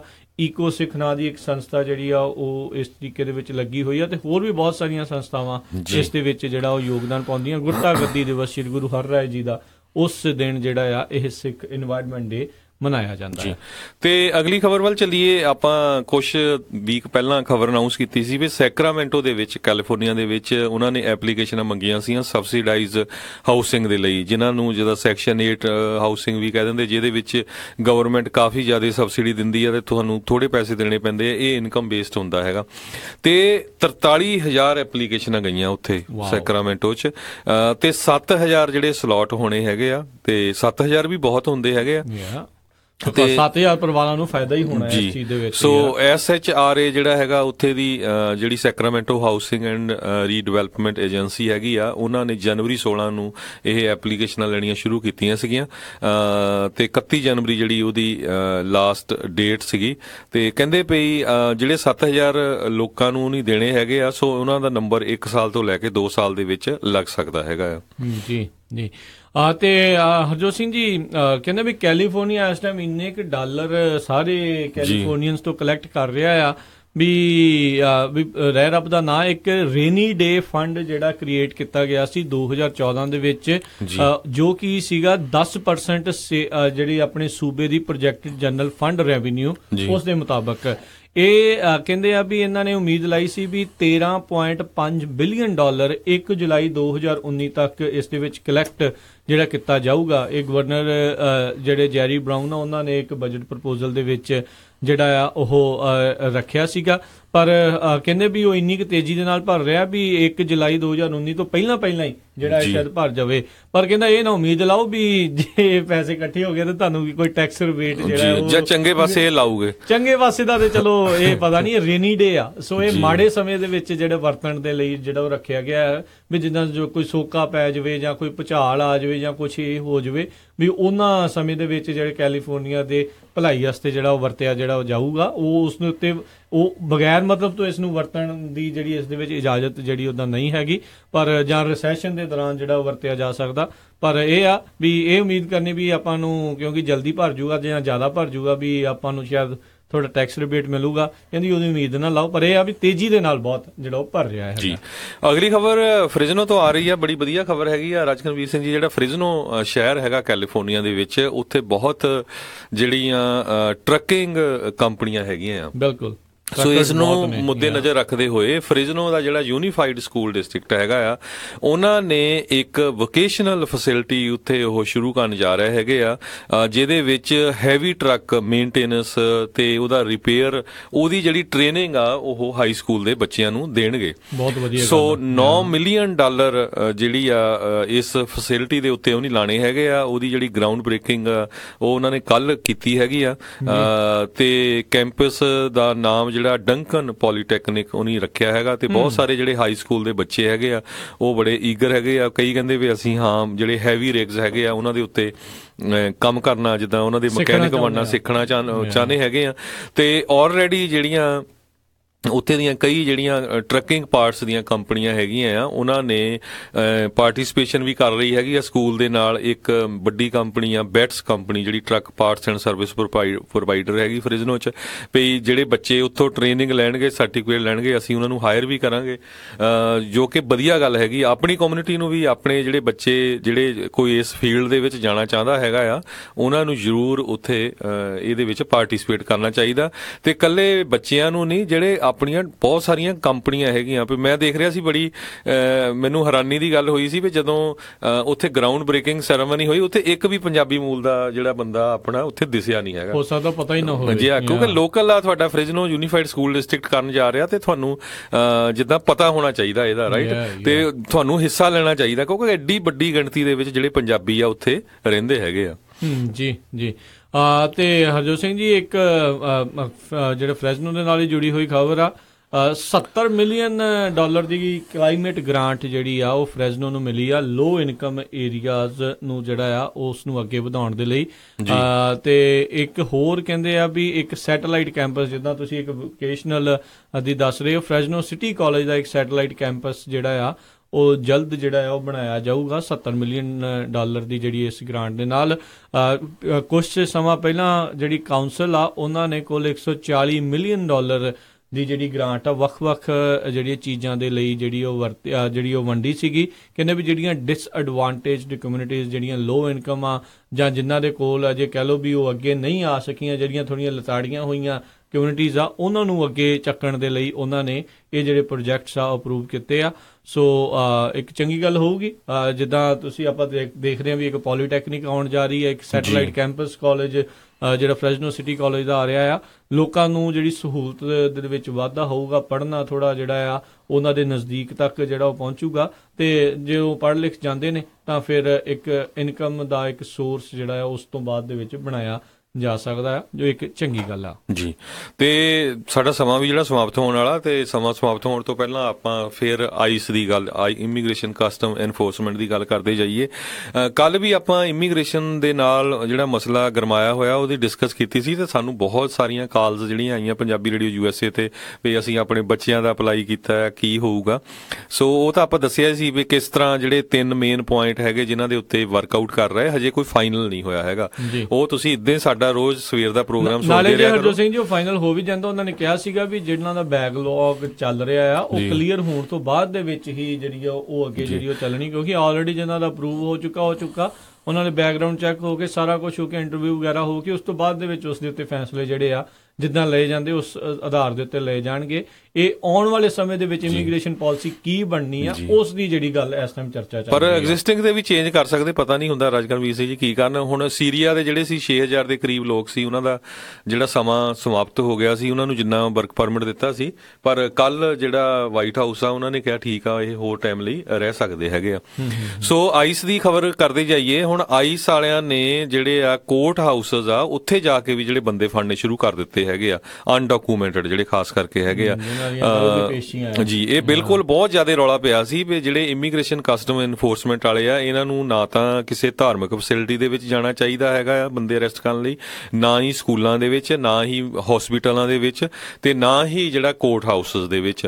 ਹੁਣ ਕੋਰਟ ਹਾਊਸਸ ਦੇ ਵਿੱਚ ਉਹ ਕਹਿੰਦੇ ਸਾਡੇ ਲਈ ਈਜ਼ੀ ਬੜਾ ਹੈਗਾ ਆ ਉੱਥੇ, ਕਿਉਂਕਿ ਇੱਕ ਤਾਂ ਇਹ ਆ ਵੀ ਉਹਨਾਂ ਨੂੰ ਡਾਟਾ ਮਿਲ ਜਾਂਦਾ ਵੀ ਕਿਹੜਾ ਬੰਦਾ ਕਿਹੜੀ ਪੇਸ਼ੀ 'ਚ ਹੋਣ ਜਾ ਰਿਹਾ ਹੈਗਾ ਆ, ਕਿਸੇ ਤਰ੍ਹਾਂ ਦੀ ਕੋਈ ਕ੍ਰਿਮੀਨਲ ਐਕਟੀਵਿਟੀ ਹੈਗੀ ਆ ਉੱਥੇ ਹੀ ਉਹ ਅਰੈਸਟ ਕਰ ਸਕਦੇ ਆ। ਤੇ ਮੈਂ ਕੱਲ ਇੱਕ ਖਬਰ ਪੜ੍ਹ ਰਿਹਾ ਸੀ ਵੀ ਕਿਸ ਤਰ੍ਹਾਂ ਆਈਸ ਵਾਲੇ ਕਈ ਹਸਪੀਟਲਾਂ ਤੋਂ ਵੀ ਇਨਫੋਰਮੇਸ਼ਨ ਲੈਣੀ ਉਹਨੇ ਸ਼ੁਰੂ ਕਰ ਦਿੱਤੀ ਹੈਗੀ ਆ ਕਿ ਕਿਹੜਾ ਬੰਦੇ ਦਾ ਇੱਥੇ ਇਲਾਜ ਹੋਇਆ, ਕੌਣ ਇਲੀਗਲ ਸੀ, ਕੌਣ ਅਨਡਾਕੂਮੈਂਟਡ ਸੀ। ਸੋ ਕਾਫੀ ਜਿਹੜਾ ਕੰਮ ਆ ਉਹ ਸਟ੍ਰਿਕਟ ਹੋ ਰਿਹਾ। ਪਰ ਕੈਲੀਫੋਰਨੀਆ ਦੇ ਵਿੱਚ ਵੀ ਜਿਹੜੀ ਇੱਥੇ ਦੇ ਜਿਹੜੇ ਇੱਕ ਜੱਜ ਸੀਗੇ ਸਿਵਲ ਰਾਈਟਸ ਗਰੁੱਪ ਨੇ, ਉਹਨਾਂ ਦੇ ਕੋਲ ਜਿਹੜੇ ਆਪਣੇ ਕੰਸਰਨ ਰੇਜ਼ ਕੀਤੇ ਸੀ ਕੈਲੀਫੋਰਨੀਆ ਦੇ ਸੁਪਰੀਮ ਕੋਰਟ ਚੀਫ ਜਸਟਿਸ ਟੈਨੀ ਕੈਂਟਲ ਸਕੂਓ ਕੋਲ, ਪਈ ਜਿਹੜੀਆਂ ਸੈਂਕਚੁਰੀ ਸਿਟੀਜ਼ ਹੈਗੀਆਂ ਆ ਤੇ ਕੁਛ ਨਾ ਕੁਛ ਇੱਥੇ ਕੀਤਾ ਜਾਵੇ ਤਾਂ ਕਿ ਜਿਹੜਾ ਘੱਟੋ ਘੱਟ ਜਿਹੜੀਆਂ ਫੈਡਰਲ ਕੋਰਟ ਹਾਊਸਸ ਆ ਉੱਥੋਂ ਜਿਹੜੀ ਕਿਸੇ ਤਰ੍ਹਾਂ ਦੀ ਅਰੈਸਟ ਨਾ ਹੋਵੇ, ਪਰ ਜਿਹੜੀਆਂ ਫੈਡਰਲ ਕੋਰਟ ਹਾਊਸਸ ਆ ਉਹ ਫੈਡਰਲ ਗਵਰਨਮੈਂਟ ਦੇ ਅੰਡਰ ਹੈਗੀਆਂ। ਰਾਈਟ ਜੀ ਜੀ ਬਿਲਕੁਲ। ਸੋ ਸਭ ਨੂੰ ਯਾਦ ਹੋਵੇਗਾ ਓਰੇਗਨ ਦੇ ਇੱਕ ਜੱਜ ਨੇ ਇੱਕ ਅਨਡਾਕੂਮੈਂਟਡ ਇਮੀਗ੍ਰੈਂਟ ਨੂੰ ਆਪਣੇ ਚੈਂਬਰਸ ਦੇ ਜ਼ਰੀਏ ਜਿਹੜਾ ਉੱਥੋਂ ਆਈਸ ਏਜੰਟਸ ਤੋਂ ਜਿਹੜਾ ਬਚਾਇਆ ਸੀ, ਉੱਥੋਂ ਉਧਰੋਂ ਉਹਨੇ ਕੱਢ ਦਿੱਤਾ ਸੀਗਾ। ਸੋ ਹੁਣ ਜਿਹੜੇ ਆਈਸ ਦੇ ਜਿਹੜੇ ਇਮੀਗ੍ਰੇਸ਼ਨ ਏਜੰਟਸ ਨੂੰ ਇਹ ਨਿਰਦੇਸ਼ ਮਿਲੇ ਨੇ ਵੀ ਜਿਹੜੇ ਅਨਡਾਕੂਮੈਂਟਡ ਇਮੀਗ੍ਰੈਂਟਸ ਆ ਉਹਨਾਂ ਤੱਕ ਜਿਹੜੀ ਆ ਜਿਹੜੇ ਕੋਰਟਾਂ ਦੇ ਵਿੱਚ ਆਪਣੀਆਂ ਪੇਸ਼ੀਆਂ ਭੁਗਤਣ ਆਏ ਹੋਏ ਆ ਉਹਨਾਂ ਤੱਕ ਜਿਹੜੀ ਉਹ ਅਪਰੋਚ ਜਿਹੜੀ ਉਹ ਕੀਤੀ ਜਾਵੇ। ਜਿੱਦਾਂ ਹਿਊਮਨ ਹੈਗੇ ਨੇ ਇਸ ਟਾਈਮ ਜਿਹੜੇ ਐਕਟਿੰਗ ਡਾਇਰੈਕਟਰ, ਉਹਨਾਂ ਨੇ ਪਹਿਲਾਂ ਹੀ ਆਪਣੇ ਇੰਟਰਵਿਊ ਦੇ ਵਿੱਚ ਕਿਹਾ ਆ ਕੈਲੀਫੋਰਨੀਆ ਬੈਟਰ ਬੀ ਰੈਡੀ, ਵੀ ਅਸੀਂ ਤੁਹਾਡੇ ਨਾਲ ਇਹ ਕਰਾਂਗੇ। ਇਕੱਲਾ ਕੈਲੀਫੋਰਨੀਆ ਤੱਕ ਨਹੀਂ ਸੀਮਿਤ ਹੋਊਗਾ, ਇਹ ਕਿਸੇ ਵੀ ਆਲ ਓਵਰ US ਦੇ ਜਿਹੜੇ ਕਿਸੇ ਵੀ ਫੈਡਰਲ ਕੋਰਟ ਦੇ ਵਿੱਚ ਜਿਹੜੀ ਪੇਸ਼ੀ ਕਿਸੇ ਦੀ ਵੀ ਹੋ ਰਹੀ ਆ ਉੱਥੇ ਤੱਕ ਵੀ ਇਹ ਆਪਣੀ ਪਹੁੰਚ ਕਾਫੀ ਜਿੱਦਾਂ ਕ੍ਰਿਟੀਕਲ ਰਹਿੰਦੇ ਹੈਗੇ, ਖਾਸ ਕਰਕੇ ਪੋਲੀਟੀਸ਼ੀਅਨਸ ਦੇ ਵੀ ਜਿਹੜੇ ਹਿਊਮਨ ਹੈਗੇ ਆ ਬਹੁਤ, ਜਿੱਦਾਂ 30 ਸਾਲਾਂ ਤੋਂ ਵੱਧ ਜਿਹੜੇ ਵੈਟਰਨ ਚੇਅਰਮੈਨ ਹੈਗੇ ਆ ਆਈਸ ਦੇ, ਤੇ ਉਹ ਕਹਿੰਦੇ ਵੀ ਜਿੰਨੇ ਵੀ ਆ ਪੋਲੀਟੀਸ਼ੀਅਨ ਆ ਰੂਲ ਬਣਾਉਂਦੇ ਹੈਗੇ, ਨਾ ਤੇ ਨਹੀਂ ਕਦੇ ਗਨ ਫੜੀ ਹੈਗੀ ਆ ਤੇ ਨਾ ਹੀ ਇਹ ਕਦੇ ਬਾਰਡਰ ਤੇ ਗਏ ਹੈਗੇ ਆ, ਤੇ ਰੂਲ ਇੱਥੇ ਬਣਾਈ ਜਾਂਦੇ ਆ। ਪਰ ਜਿਹੜੀ ਕੋਰਟ ਹਾਊਸ ਦੇ ਵਿੱਚ ਅਰੈਸਟ ਕਰਨ ਦੀ ਗੱਲ ਆ, ਇਹ ਪ੍ਰੈਜ਼ੀਡੈਂਟ ਓਬਾਮਾ ਦੇ ਵੇਲੇ ਤੋਂ ਹੀ ਚੱਲ ਰਹੀ ਹੈਗੀ ਆ, ਤੇ ਪ੍ਰੈਜ਼ੀਡੈਂਟ ਟਰੰਪ ਵੇਲੇ ਕਹਿੰਦੇ ਵੀ 38% ਜਿਹੜੇ ਅਰੈਸਟ ਆ ਕ੍ਰਿਮੀਨਲ ਰੈਕੋਰਡ ਵਾਲੇ ਲੋਕ ਆ ਉਹ ਇਨਕਰੀਜ਼ ਹੋਈ ਆ, ਤੇ ਜਿਨ੍ਹਾਂ ਦਾ ਕੋਈ ਜਿੱਦਾਂ ਰੈਕੋਰਡ ਨਹੀਂ ਹੈਗਾ ਬੈਡ ਅਨਡਾਕੂਮੈਂਟਡ 156% ਉਹਨਾਂ ਦੇ ਵਿੱਚ ਇਨਕਰੀਜ਼ ਹੋਈ ਹੈਗੀ ਆ। ਜੀ ਜੀ। ਤੇ ਹਰਜੋਤ ਸਿੰਘ ਜੀ, ਆਪਣੇ ਅੱਜ ਦੇ ਪ੍ਰੋਗਰਾਮ ਦਾ ਸਮਾਂ ਸਮਾਪਤ ਹੈ। ਮਿਲਾਂਗੇ ਤੁਹਾਨੂੰ ਸਾਰਿਆਂ ਨੂੰ ਅਗਲੀ ਵਾਰ। ਉਦੋਂ ਤੱਕ ਲਈ ਮੈਨੂੰ ਰਾਜਕਨਵੀਰ ਸਿੰਘ ਤੇ ਮੈਨੂੰ ਹਰਜੋਤ ਸਿੰਘ ਖਾਲਸਾ ਨੂੰ ਇਜਾਜ਼ਤ ਦਿਓ। ਸਾਡੇ ਦੋਨਾਂ ਵੱਲੋਂ ਤੁਹਾਨੂੰ ਸਾਰਿਆਂ ਨੂੰ ਬਹੁਤ ਪਿਆਰ ਸਤਿਕਾਰ ਸਾਹਿਬ ਦੋਨੋਂ ਅੱਜ ਜੋੜ ਕੇ ਨਿੱਕੀ ਜਿਹੀ ਸਤਿ ਸ੍ਰੀ ਅਕਾਲ ਜੀ। ਜਿੰਦੇ ਵਾਸਤੇ ਰਹੋ, ਹੱਸਦੇ ਖੇਲਦੇ ਰਹੋ, ਸੁਣਦੇ ਰਹੋ ਪੰਜਾਬੀ ਰੇਡੀਓ USA।